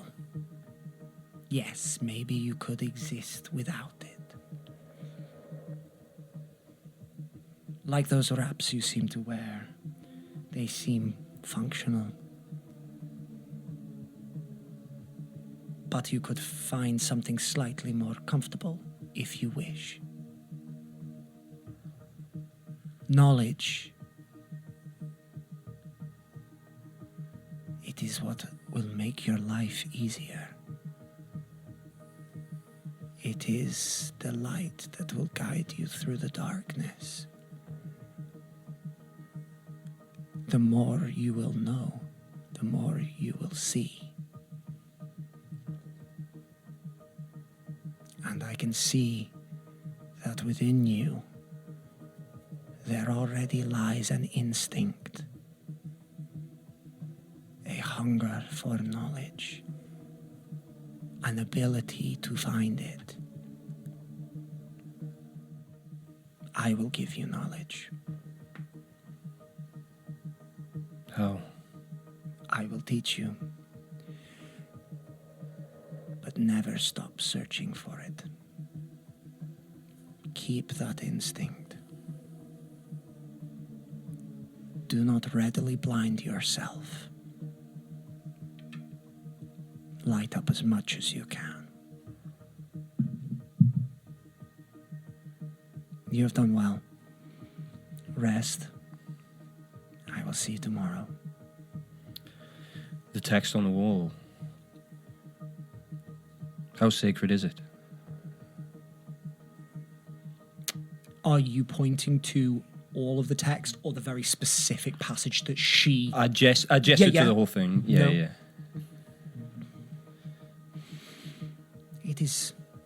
It is important. It is part of our history. It is not the foundation of everything we hold and believe to be important, but it is knowledge of who we are, who we were, where we have come from. We've agreed that we'll destroy all trace of here and protect it when we leave. Yes.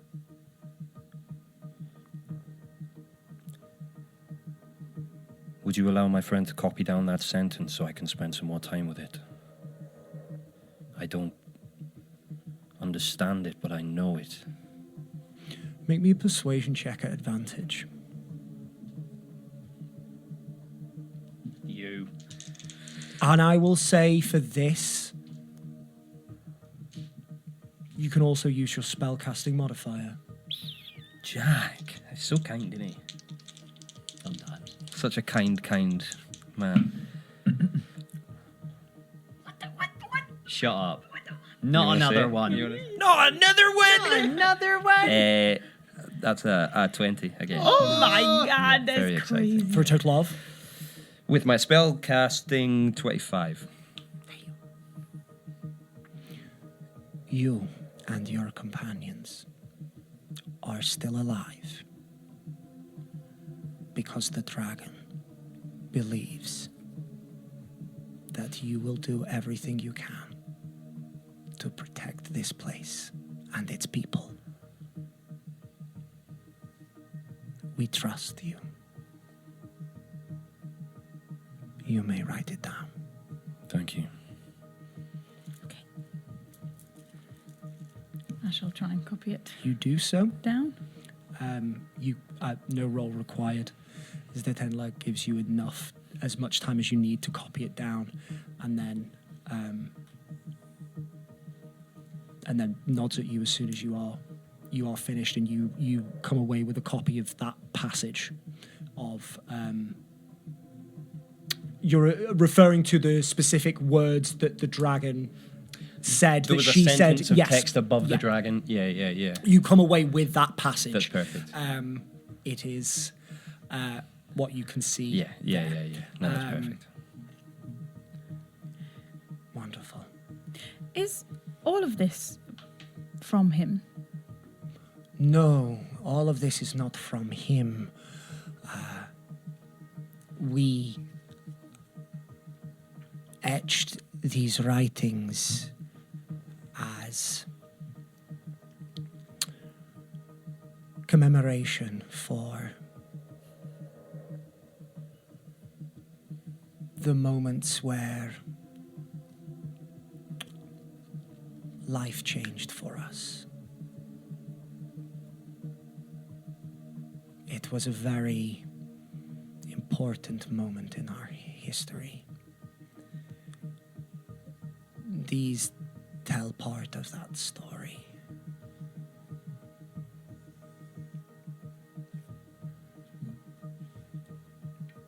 Okay.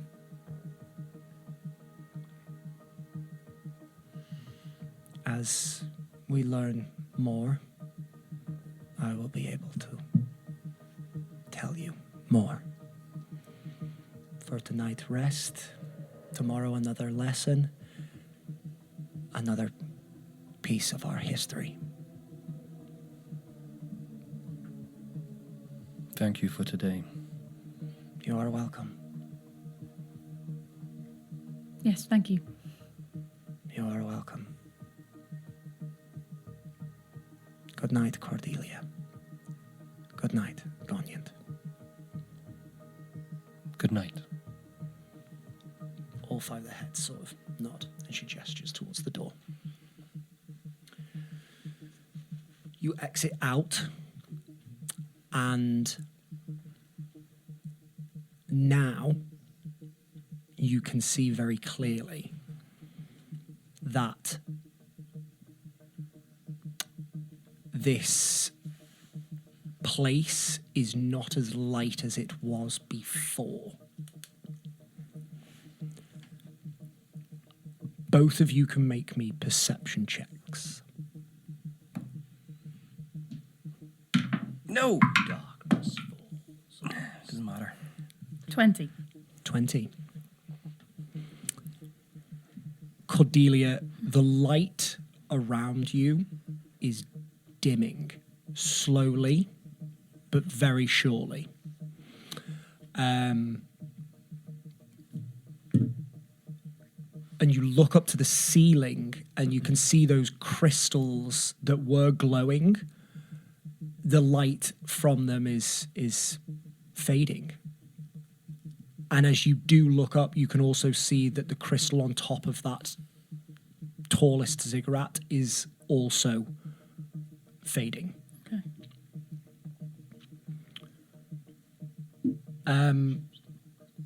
Tenet Kelsh She's just been waiting for us. stands before you. Did you find out something new? Yeah, I suppose so. Good, good. Do you think it is worthy of your time here? Is it what you have started to look for? I hope so. Wonderful. Well, this is very good. I should take you back. You can have an evening, and tomorrow is a new day. Yeah, Okay, follow thank me. you. And she leads you off towards your abode. Is there anything that you two do on the walk back, or... I think Cordelia would take the lead from you. So as in, like, she wouldn't start asking you questions about everything if you were just silently mulling things over. Yeah, just taking over. I think he is gently pensive. He maybe becomes a little bit more reserved when he meets Tenet again. Yeah. Yeah, probably quite quiet, but not closed, walking home. Yeah. Lovely. As you walk, you can see that the crystals continue to darken. And Cordelia, are you taking notice of this, or is your attention elsewhere? I think she probably gave Goniant a little elbow and a smile when they came out, and just to say, like, good job, basically. But then after, seeing your pensiveness, just kind of let him kind of mull over what he's just done. And I think having... And also being aware that Tenet Kelsh is also here, not wanting to Discuss maybe too start much. a conversation that should just be for us. So I think she would then look at the outside world instead. Yeah, perfect. Thank you. as you see this light fading, you sort of look around and take in what you can. And sort of by the time you approach your quarters, you can see that the crystals above you have gone dark. There is still a soft, faint glow that almost feels innate to the space around you. But as you look around, you realize that that crystal on top of the temple still holds a very faint light within it. And that is where that is coming from. The rest of the crystals that you can see, however, have gone dark. In their place, however, up above on the ceiling, you can see a plethora of spots of faint light, of slightly bluish, greenish, even some dots of like pale white, and just the entire ceiling, very high above you, is covered in it. You do notice that there are patches of just blackness. If you would like to make me an investigation check on any of this, you can. Yeah. But if you are just absorbing it, you can carry on. I think she would be so distracted by this Yep. to the point where she's probably tripped up a few times as she's like just looking up as she walks. Yeah. You've probably had to be like, ugh. She's definitely going to fall down. Investigation. Yeah. 20. 20. Those dark spots, it takes you a second, and then it clocks. You're not looking at a sky, you're looking at a ceiling. Oh, yeah. And those dark spots are the Holes. tunnels, the holes that you fell through, and you can see exactly where all of these sort of tunnels lead. But in between all of them, there is just this pattern, this intricate concentration of dapplings, as if someone had thrown glow-in-the-dark paint all over the ceiling. She is, yeah, she's not looked where she's going for a very long time. She's just looking up. Walks straight into a dinosaur. Sort of as you approach your living quarters and you sort of stumble for another time, at this, Tenet Cal sort of looks around and goes, are you okay? Are you having trouble walking? Sorry, I was just looking at the... She doesn't really know what to call them. Oh, you are looking at the ceiling. Yes. It's beautiful, isn't it? Yes. It is truly wonderful to see that even when Oralis's lights dim, there is an afterglow left. It is comforting. Anyway, we are here. Your friends are inside. They have food and drink, and I have placed some in there for you as well. Have a wonderful evening. I will come and get you in the morning. Goniant's been, I despise him for this, head down, deep in thought the whole time, missed all of that beauty. It is only when Tenet Kelch poses something with the inflection of a question that he looks up and he goes, oh yeah, okay. Perfect. Well, then I will see you tomorrow morning for another day of work. But yes, sleep well. And this time she just leaves you to wander up the stairs by yourself, and she walks into the door below. The night is yours. He watches the door close all the way. Yeah. And just as he hears it into place, it just pings him back, and he goes, well, should we go up? Yes. Okay. Thank you for that. Thank you.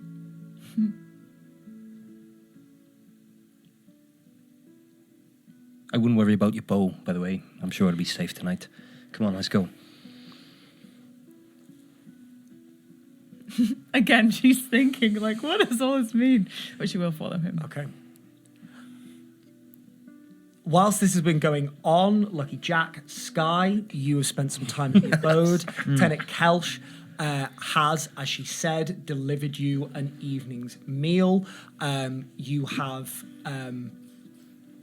again, a beautiful array of fruits, nuts, vegetables, sort of edible floral plants as well, things like that. The colours of these sort of meals is beautiful and vibrant. You get water. You also get a not a carafe, but a sort of like swollen vessel, about yay big. Places that down, and there are sort of small cups, way smaller than the other ones that were here, set next to it. This is for you. Please drink as much as you like. It is quite strong, so just you take your time with it, but hopefully you find it very enjoyable. Yeah, not a problem. What is it? What do you call it? This, Uh-huh. it is like a fruit spirit, Okay. I think is. You don't got like a name for it, like whiskey or what? Sorry, just it's like whiskey, Demetangian whiskey. This is bintas. Bintas. Not bintas. Bintas. Bintas. That's what I said. No, Bintas. not bintas. But You're stressing the wrong part of the word. sorry, it's my accent. I just don't want to. Is bintas. Bintas. That's better. You're still saying ass at the end. Okay. Yeah. All right. I'll just call it. What did you call it? Spirit. Fruit Spirit. Fruit yeah. spirit. I'll just call it that. And he's Walt in the process of pouring himself a little glass. Hey, thank you. Hey, you have one too. Oh, thank you very much. Yeah. Sky don't drink, so just us. Okay. But, well, cheers. To you very good health. And to yours. Make me a constitution check. Okay. A Straight check. away. An endurance check. Endurance check. Oh god. Straight in the game. +1 for 3. For 3. Oh. Buckaroo's going to be a lot easier tonight. Jackaroo. Jackaroo. You Jackaroo. Lockaroo. Jackaroo. Lucky Jackaroo. you see Tenet Kelsh sip from this cup and sort of like slowly drains it and swallows it with ease. You knock it back as you would a cheap whiskey, and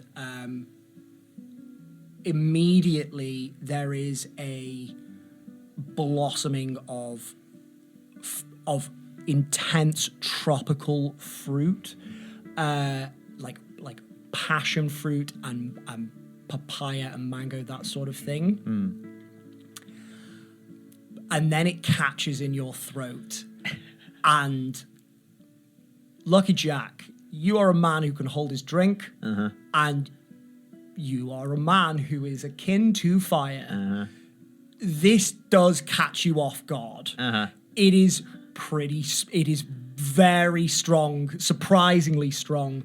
It may not be the strongest liquor you've ever had, but when she said fruit punch or fruit spirit, you were not prepared for this, and it kicks, if you'll pardon the pun, like a mule. Oh, hey. Yeah, he fucking slams it down, and I think because of the sweetness, he's used to drinking really bitter things like, you know, straight vodka, straight whiskey, whatever, and the sweetness really catches him off guard, and he's like, oh fuck, oh shit, It will wake you up in the morning. yeah, oh power put you to sleep at night. All right, leave it with me. I'll get used to it. Enjoy. I will.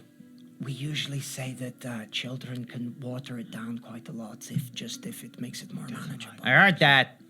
Good night. Out the door. Okay.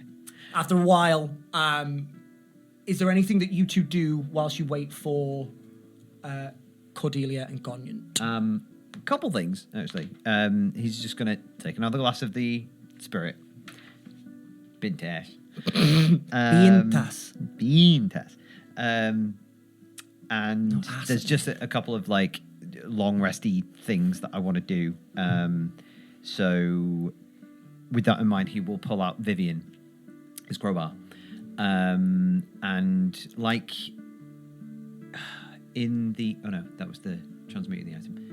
Anyway, just make sure that like all the symbols that he has carved into it to create his arcane firearm are doodled into it. Doesn't take too long, I think, but maybe he's just there. This might set your teeth on edge, but there is a prolonged silence punctuated by scratching metal on metal. I'm going to do that. And then I'm also going to, technically speaking, these would be two separate items, but I want to make Vivian into... I have a plan to make a Wand of the War Mage. Yes, so indeed. I'm going to replicate that, but turn You Vivian can do so. into that. So it becomes my... So I get a +1, basically. You do indeed inscribe Vivian. And unlike Cordelia's fanciful penmanship, it is Fanciful penmanship. like I'm scratching the runes in, but it's not pretty. No, for sure. And he's Function like, over form. As you continue to drink this liquor, it like the sweetness is still a lot, certainly for you. The fruitiness is still brilliant. And it does, you immediately feel slightly more prepared for the strength of it. And so you do manage to knock back a couple more with better ease than your first time drinking it. dope. That's that. And then once he's done like tinkering away, he's going to pull out the gauntlet as well, and start sort of half-heartedly working on that as well. But then the silence settles around him without Goniant and Cordelia there, and he's just sitting in a room silently with Sky.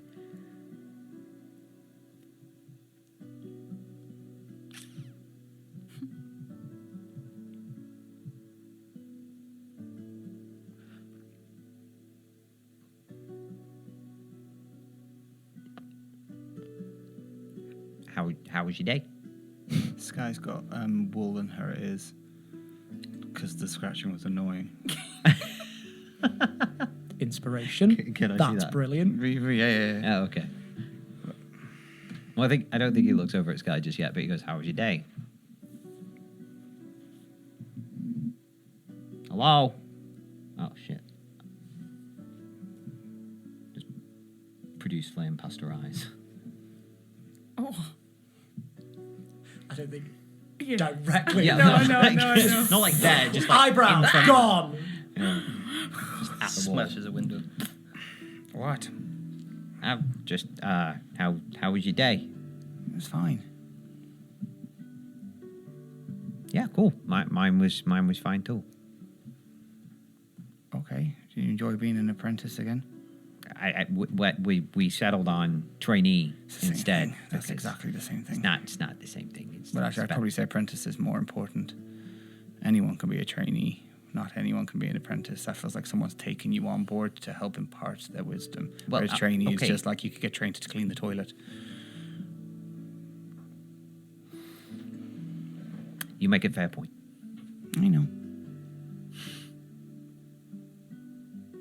I want to ask you something, actually, if it's all right with you. You know, back there when you when the dragon wanted to keep one of us, and you just very casually turned into me. Yeah. What was that about? Oh, it's to confuse the dragon. Well, no, I mean, I got that, but I guess I should digress. I got two questions in that case. One, how It's comes? disguise self. It's a spell. Oh. Okay. No, I didn't realize spells like that existed. Oh, yes.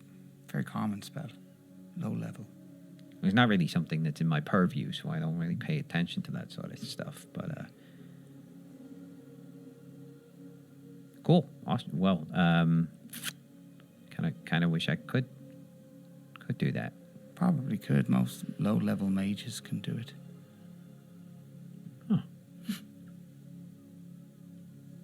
I'm gonna make a mental note to check on that spell in his books later. Okay, well, I'll look into it because sometimes children cry when they see my face, so it'd be good to. Children just cry. Yeah. I mean, admittedly, just one kid, but How long ago was the last time a children cried at your face? 3 years or so. Aren't you still holding on to that? Well, I mean, it's not pleasant, because I'd rather not be viewed as a source of fear. But I mean, a child cries when it's hungry. It cries when it's got to change its nappy. It cries when it's hot, cold, Yeah. happy, sad. I know. Doesn't mean you're a source of fear. Don't know why you're putting that on the child. 'Cause I didn't do nothing. He just took one look at my face and burst into tears. Maybe it was moved by the beauty.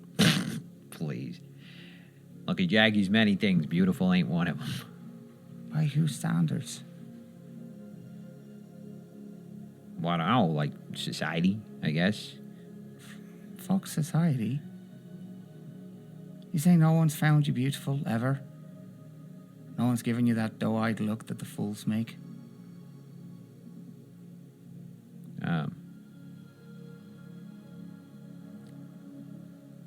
Yeah. It's like that. Is that who Remy is, or? No. No. Okay. No, Remy was my brother. Hopefully he didn't find you attractive, because that's a bit weird. Yeah. But I guess it depends where you're from. It would be very weird. And no, he did not find me attractive. He told me on multiple occasions how fucking ugly I was. You not look the same? No. Not biological brothers? Yeah, no, we were, but he didn't have the whole, Stepstones? the fucking, stepstones. Well, I mean, siblings do weird stuff. Say weird things. It's all about getting under your skin, right? I wouldn't know. I only have had one. He was an asshole. Why? Well, he just was. Okay, I'm not. This conversation wasn't even about me anyway. Yet here we are. The other question I had was, why would you do that for me?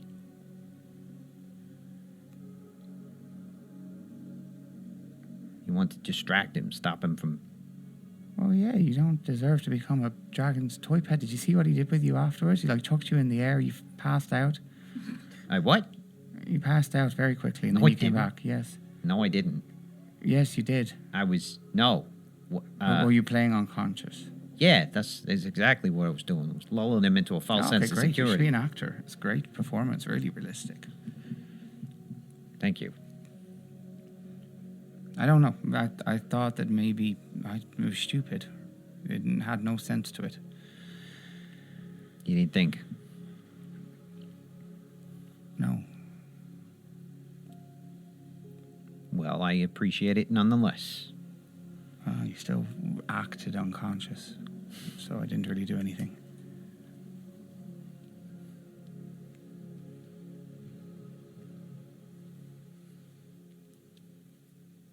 Hey, some cool story to tell Remy when you next see him. He's dead. Great, good for him. Yeah.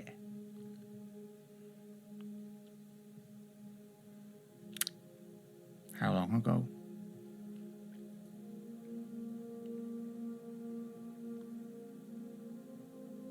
Fuck, Derry can't remember. Hang on. A couple of years. Couple of years. A bunch of years. A bunch of He years. died when I was 16. So And you're like, what, 52, 53? 36. How old are you? 25. Oh.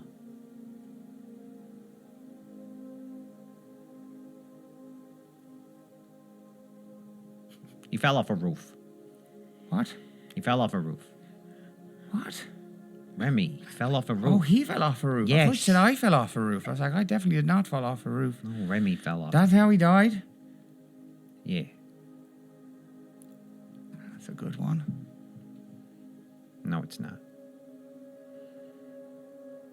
It's more exciting. It's more exciting. My mom died by having a pain in her leg, so What?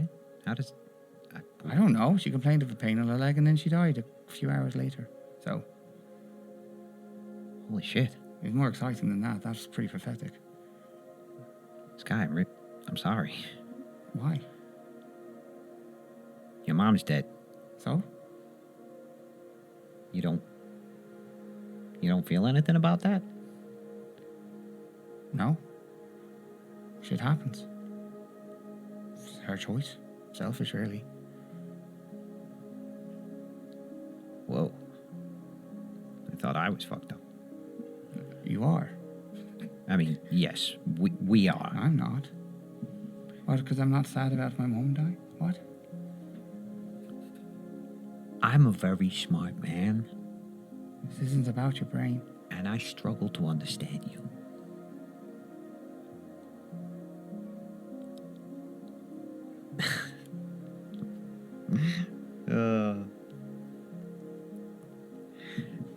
I'm not sad about Remy either. Fair. It's best not to be. Yeah, I pretty much killed him anyway, so...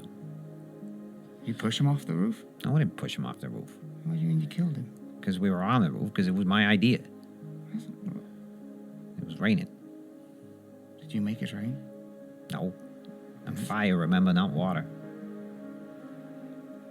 But, no, we were running from the city guard. And I thought it'd be a good idea to go up on the roof and jump over to the next house. It's not a bad idea. It's a fucking terrible idea in the rain. Apparently, in hindsight, yeah. Well, he slipped and he fell. And he died. And it was my fault. So, If he'd have landed, it wouldn't have happened, so it's not your fault. don't get me wrong, I don't regret it. Like I said, he was an asshole. More so than me, if you can believe that. Yeah? Yeah, he was an abusive piece of shit.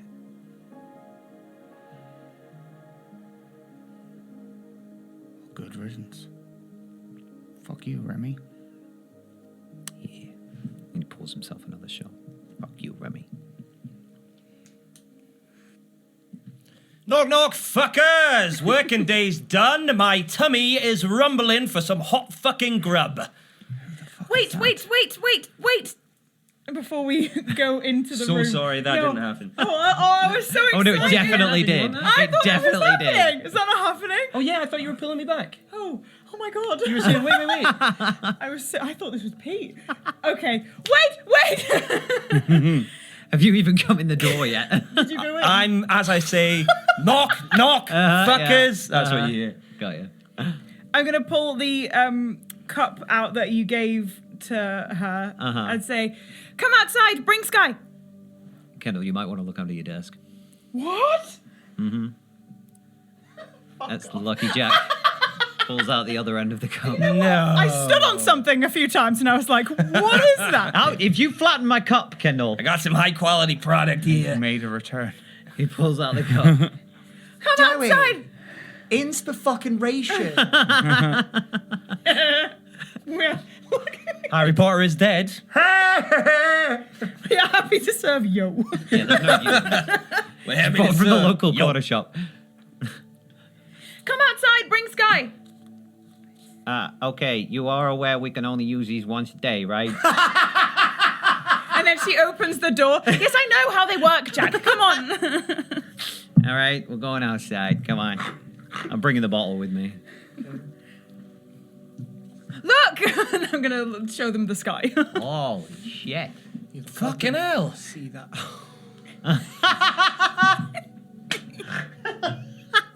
Has this been here the whole time? Yes. Wow. Well, now the sun's gone down here, I guess. But that can't, that's not stars, right? Because we're on the ground. No, from what I can see, it's smaller crystals. Okay. You can make me an investigation, perception. I looked at a good look. You definitely did, and that's what you saw. You didn't say you wanted to figure out what it was. Can I make investigate? You can make an investigation, perception, or 13 if investigation. or if you're looking at if you're looking for crystals, Arcana. 13 investigation. Cool. I got a dirty 20, Jack. Dirty 20. Yes. With your minuses. Oh, fuck. Yeah, so I keep forgetting about this. So, 16, as a matter 16. of fact. You've no idea. Sorry. You've no idea what it is. It is beautiful. You see the same sort of polka dots of black where those tunnel entrances or exits are.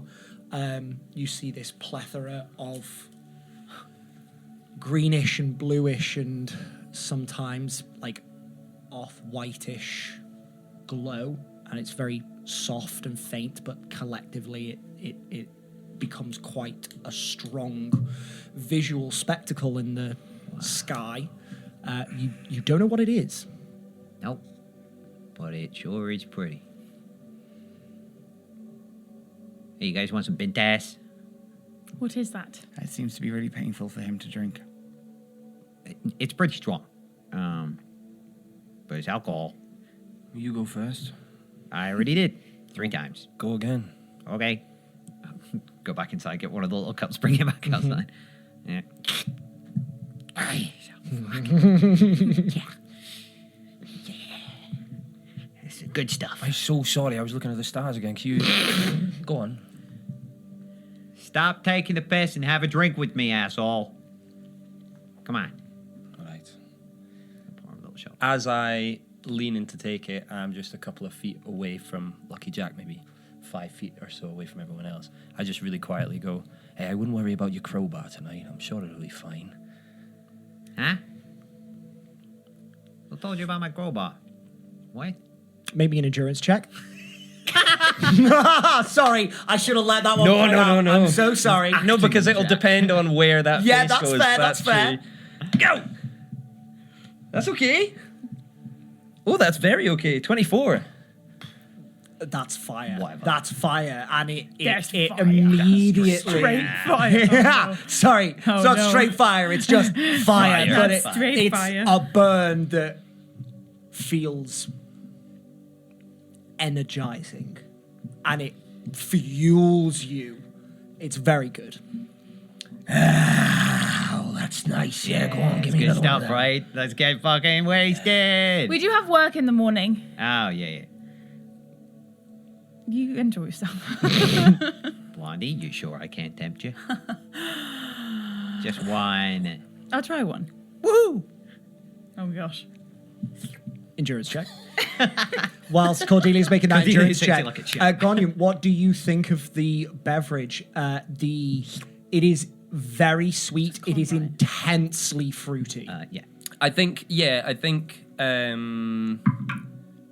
Goniant doesn't have a sweet tooth. Yeah. Um, Which is, funnily enough, what I thought might be the case, which yeah, is why I asked. yeah. No. You're absolutely right. So, yeah, no sweet tooth. I think he's not been subjected to much food over his life with a rich Yeah. depth of flavor. Yeah. The effect and the burn he is used to. Yeah. And all the top notes or everything it tastes like is by the by. He wouldn't have had another glass if he didn't get the feeling he got. For at the sure. end. Yeah. Absolutely. No, I like that. I think that is very, very appropriate. Thank you. Cordelia. 10. Cordelia, you deal with it fairly well. Oh. You enjoy the fruitiness is very nice. It's very strong. Has Cordelia drunk much of this strength of alcohol before? Probably not this strength of Yeah, alcohol. fair. It's very casual. Absolutely. But it doesn't knock you on your ass immediately. Yeah, it's good, right? I like the flavour. Yeah, fruity. Yes. Fruity. All right. Should we go inside? Yeah, it is. They brought like food and water and stuff. So, Did you kill the woman? Did I what? Kill the person? Yeah. Do we need to leave? We can leave in the morning. Cool. Wait. All right. what? You fucking killed her? No. Bound to happen. Oh. Okay. Did you think that's what we were doing? Where's Goniant? He doesn't. I mean, you know, he can like. Cordelia turns, Sky looks at Goniant with a straight face, looks at Guy, looks back at Goniant, and he's like this, and he goes, I will kill again. See? I don't believe you. Give me another one of those things. They're very nice. Yes, sir. Let's go inside. Thank you. Okay. I'm going to start eating whatever is there as well. Yeah. Similarly to last night, though there are different things on the plate. It's a lot of fruit, vegetables, some nuts. Nice. Yeah. Do you, As- go. No, you take it, you take it. I'm eating food. I was just going to say, as I nudge past Sky into the accommodation, I just allow my shoulder to dip so my head goes closer to their ear. And I just say, I wouldn't worry about your knitting needles tonight. I'm sure they'll be absolutely fine. I've only got one, so. It was a flyby. Do you like our jobs? You know what? Yeah. I could get used to it. It's a little primitive, but the turtle was A total. she was very they Yes. Yeah. She. she was very very patient, and I think I just appreciate getting down to it and doing the work, you know. Oh. What about you Oh, two? it's boring as hell. It's like this thing called Ebba. It's really annoying. What? Everyone, you know when people do that annoying thing where they talk to things in like a weird voice? When they have a pet? Yeah. It's like that. A pet They dinosaur? were all doing it. That is kind of annoying, to be fair. What? Well, I mean, you know, I wouldn't talk to Walker like that. That's fucking weird, you know. It's just another living Exactly thing. how I talk to Walker. Is it? Smash cut of just all the times Cordelia's secretly been like, you're a beautiful little robot, yes you are. I don't like He's with his front legs like, You dancing? That's canon. and Lucky Jack She has does never that. noticed. Yeah, It you've never definitely seen- happens. You've never seen. She's a rogue. She's a rogue. What about you, Goniant? What? Do you like the pet dinosaurs? Yeah, they're okay. Did you enjoy your day, Cordelia? Yes and no. Huh, how come?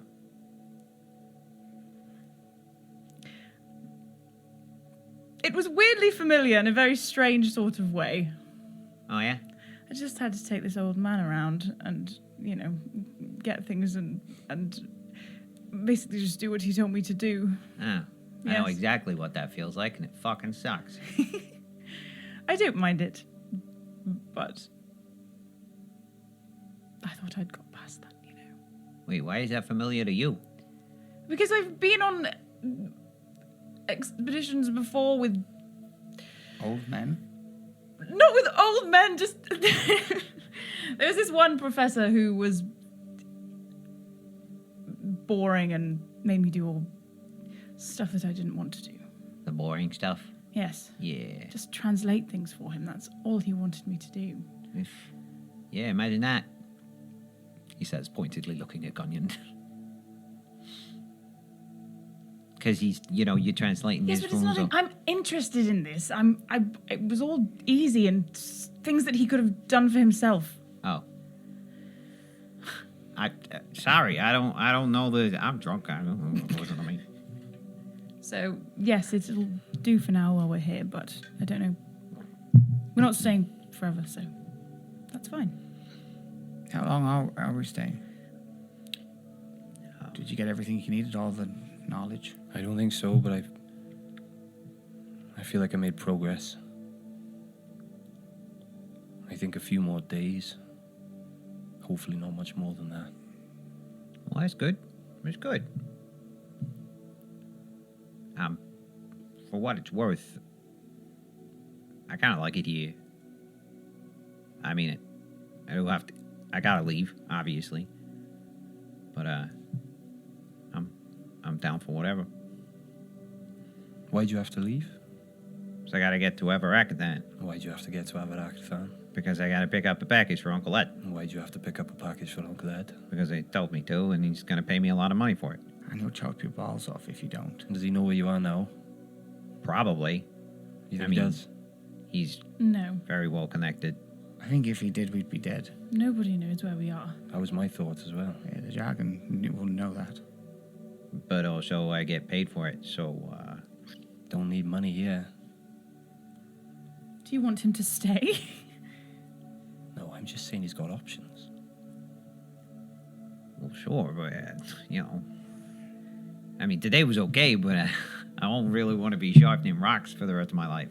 Is that what you were doing? Yeah, they make weapons out of rocks and flint and stuff like that. It's kind of, old school, but it works, so.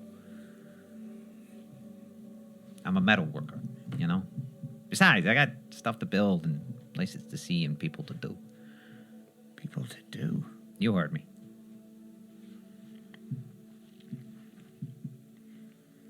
I can't believe you two got to see pet dinosaurs and you're not happy about it. This is the worst. It's like, it looked at me like it wanted something the entire time. It wasn't the good kind of pet either. What's the good kind of pet? The one that lives in your home and gives you cuddles. This was like a cow. What's a cow? Black and white and horns and... Have you ever eaten beef? Yeah. Yeah?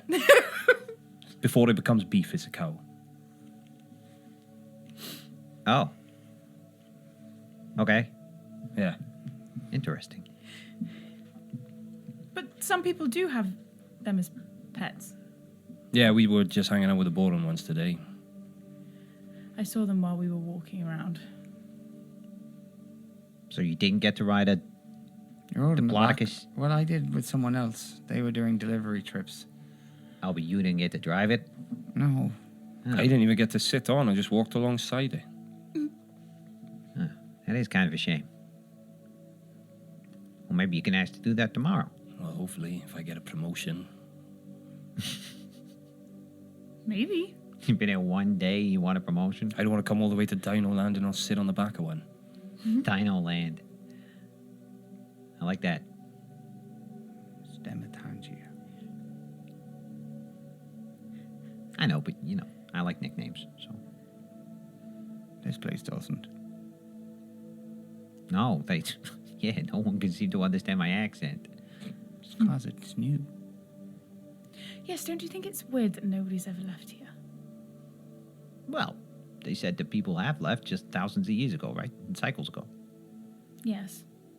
So, we ain't the first.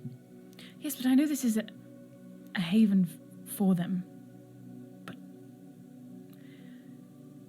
I don't know, I just don't feel like I could live here and not be curious about what's up there. Yeah. You weren't curious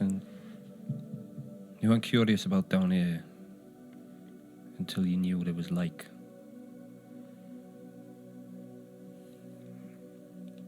Yes.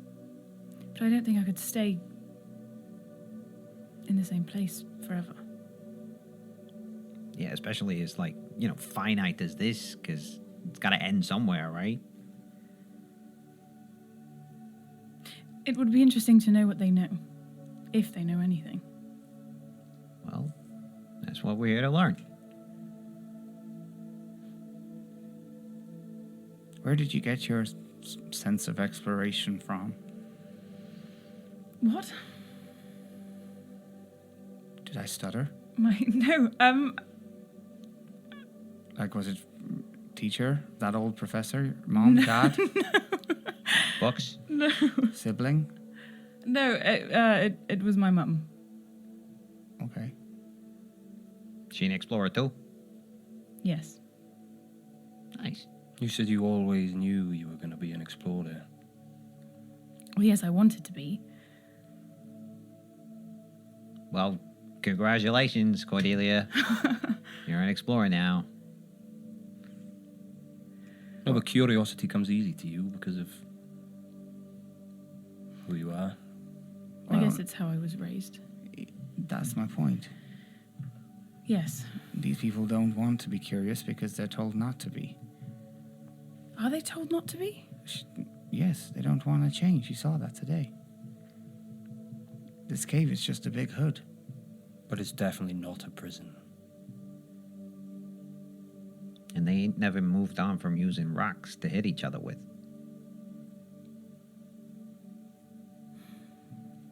Interesting. Are you concerned that we're not going to be able to leave? As they said, we can leave anytime we want. It's not a prison. It's not a prison. It's not a prison. Okay, you said that 3 times real quick. Like, what? You are concerned. You think there's something they're not telling us? I think they're very useful. I think they have a lot of information that we need, but every time they try and tell me I'm free to leave, I feel the walls get slightly tighter. I see. Your bow's fine, by the way. Your crowbar's absolutely safe. Oh, You were going to hold it just a little bit tighter tonight, weren't you? I see.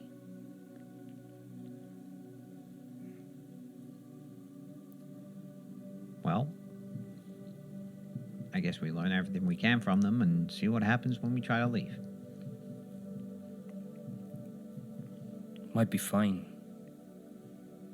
I'm not the best read of people. But erring on the side of thinking that a stranger is a bastard has kept me alive before, and it might keep me alive again. Now that I can agree with. Also, it's hard to know what's true. The runes on the wall and the story that we were told is a nice story. But then we heard what the Caustic King said. It just doesn't add up. Yeah. It's no different than what it's like up there. It's all a bunch of he said, she said, huh? Goniant's hand goes up to the coin and is under his tunic. He just holds it. And he puts his hand out with the sign of the Caustic King. And then flips it. 2 sides to every coin.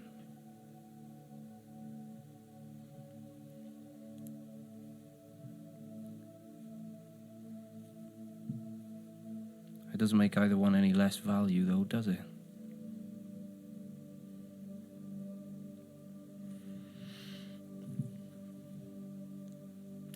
Perspective. Guess we can't really trust anyone, right? No. You can't. Not even us. You know, I guess we've been through enough shit now. I can trust you guys, right? Oh, you can see, I guess.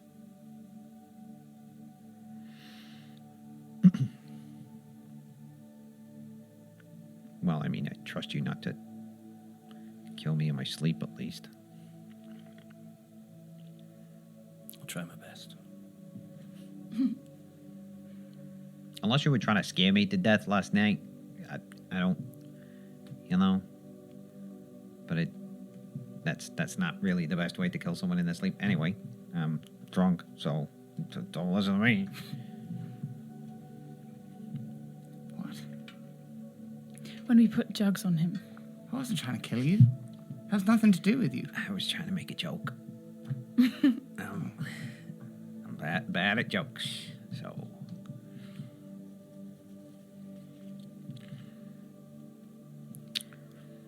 So we just see? I guess.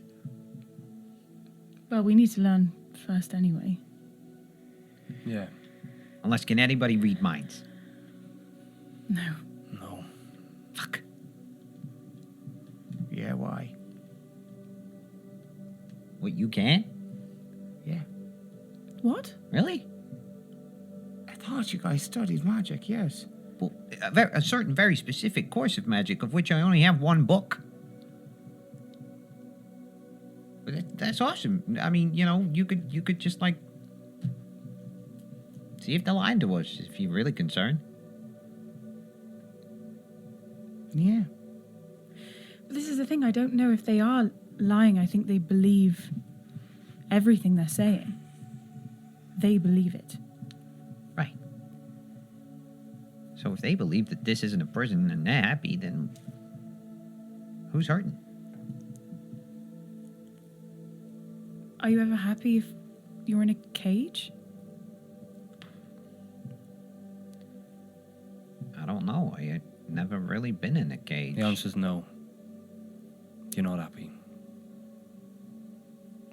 Doesn't matter how big the cage is, how many toys they put in there for you to play with, you're not happy.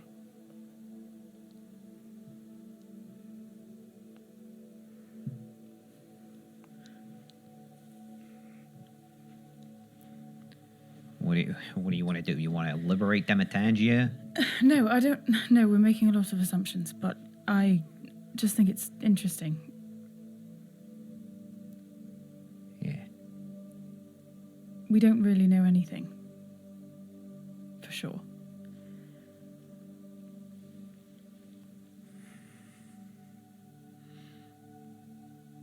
Well, my opinion is, do we learn what we can, and then we get the fuck out of here. If they're happy, they're happy. If they're not, they're not. It's not really our problem. I'm sorry to be so brusque about it. That's fine by me. I think we learn when we've learned enough. We see what they meant by "you're free to go." Yes.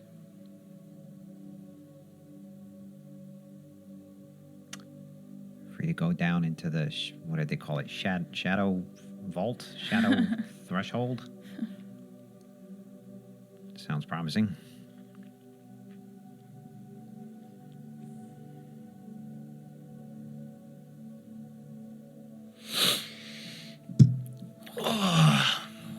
Well, my head is full of lots of little fucking scrapes that don't make any sense.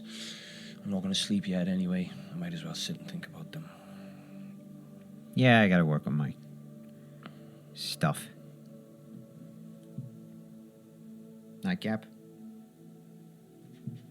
Yeah.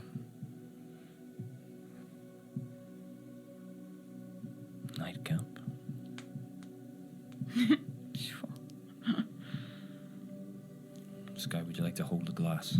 No. You can mime when we drink. No, I'm alright. I'll watch you guys do it. Right.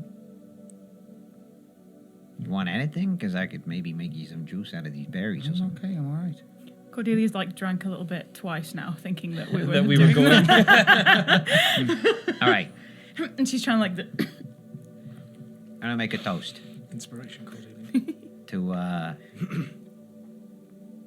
fuck, I'm bad at these. please hurry up. To exploring, Yes. to embracing what we are, to fucking sheer badassery. And It's a bit Tess. but I know what it is. It's just the accent. Inspiration. What was that? I missed that. I totally missed that. Sorry. I was thinking. I was doing lots of face acting. You'll have to watch it back on the socials Fuck! later. No!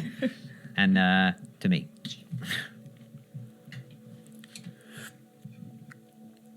Fucking hell, fruity. I think Sky has a little flashback to the last time she did a shot.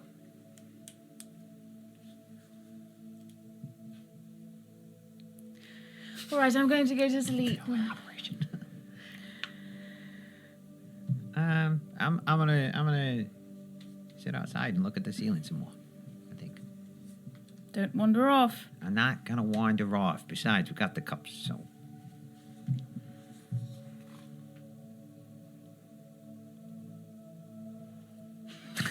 I went to catch you there. I thought you were just gone.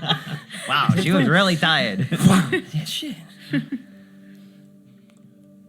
You all take up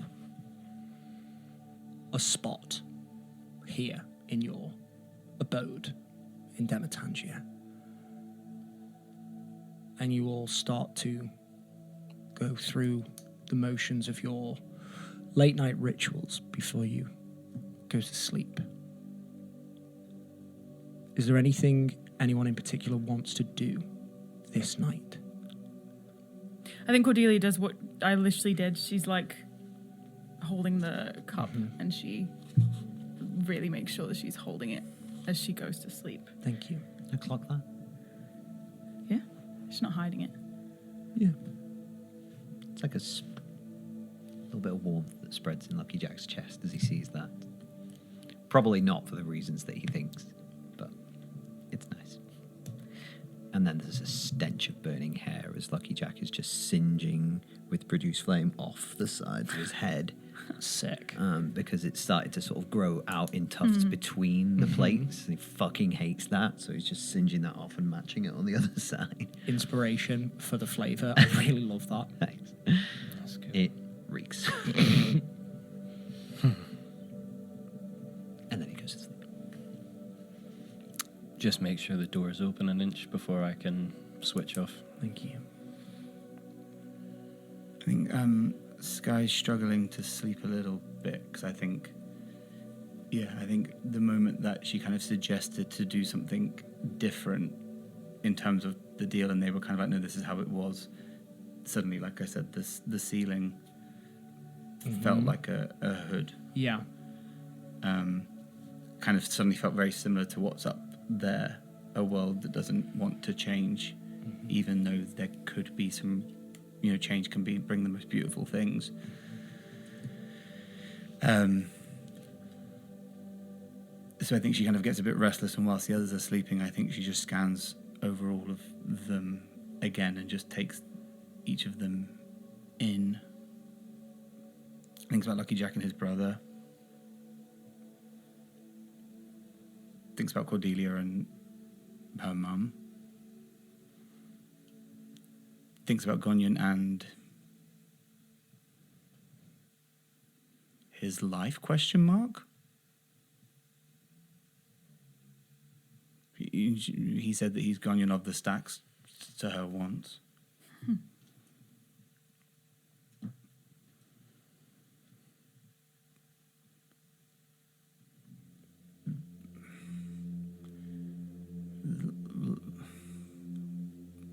Was his life, his whole being is spiky and angry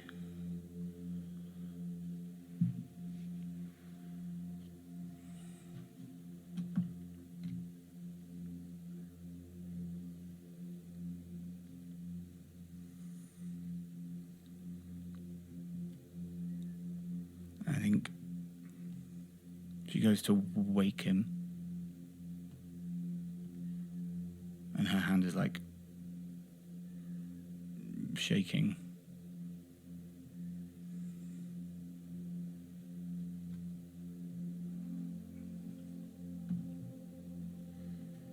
Finds the bottle of alcohol.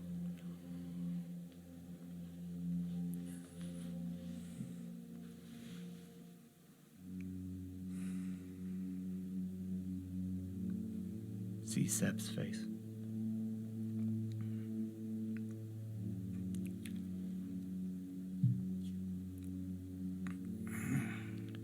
Sky, make me an endurance check. Oh my god.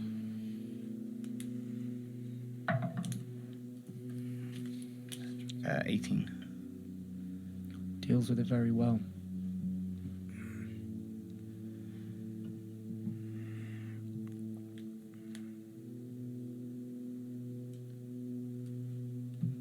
Oh wait, Goniant up.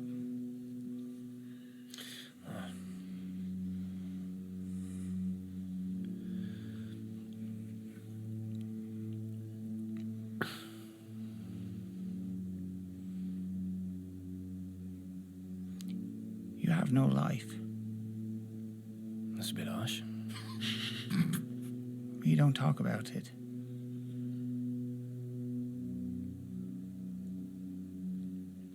What are you fighting for? Who am I fighting for? You what? Wife and kids at home? Husband at home? No kids? You fighting to actively not have kids? Family? Mother? Father? Parent?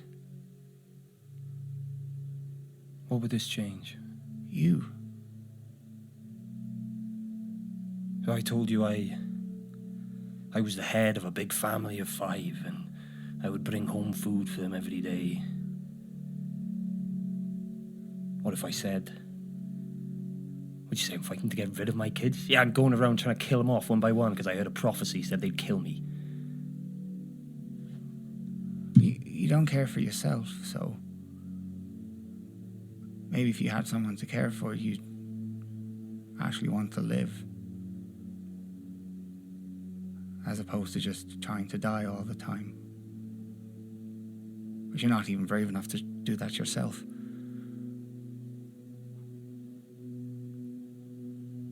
Why don't you ask me a question, Sky? You've just thrown a lot of fucking statements at me there. Ask me a question. Do you really want to see what you look like? Oh, there they are. Yeah, pass me that bottle then. Here you go.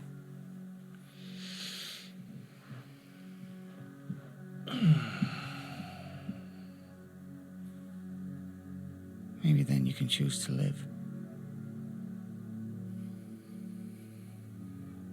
And she'll clench her fist and begin transforming. What does Goniant see as you begin to transform? So it will start from the clenched fist, and kind of like in a 3D movie, there's like the smoke that runs around it, but it's not outside of the body, it's within the layers of the skin. And as the smoke kind of passes over, the fist will change color and size and will start to adopt the color of the skin that is Goniant's right arm. Obviously stuff happens underneath the glove, and the glove will expand, which the knitting is designed to do. And as it fills up and out, the body will broaden. The part of the crop top that is there is just a popper, so it unpops. But the crochet top, as designed to do, gives way at different points to make it so that it stays fitted, but just grows with the size of it. And as does the elasticated waistline of the trousers and the belt that doesn't really do much in terms of keeping up. It's more there for the illusion, and the trousers expand with it as this 5'3" form becomes 6'4" in front of Goniant. Incredible. Thank you. Inspiration, Sky.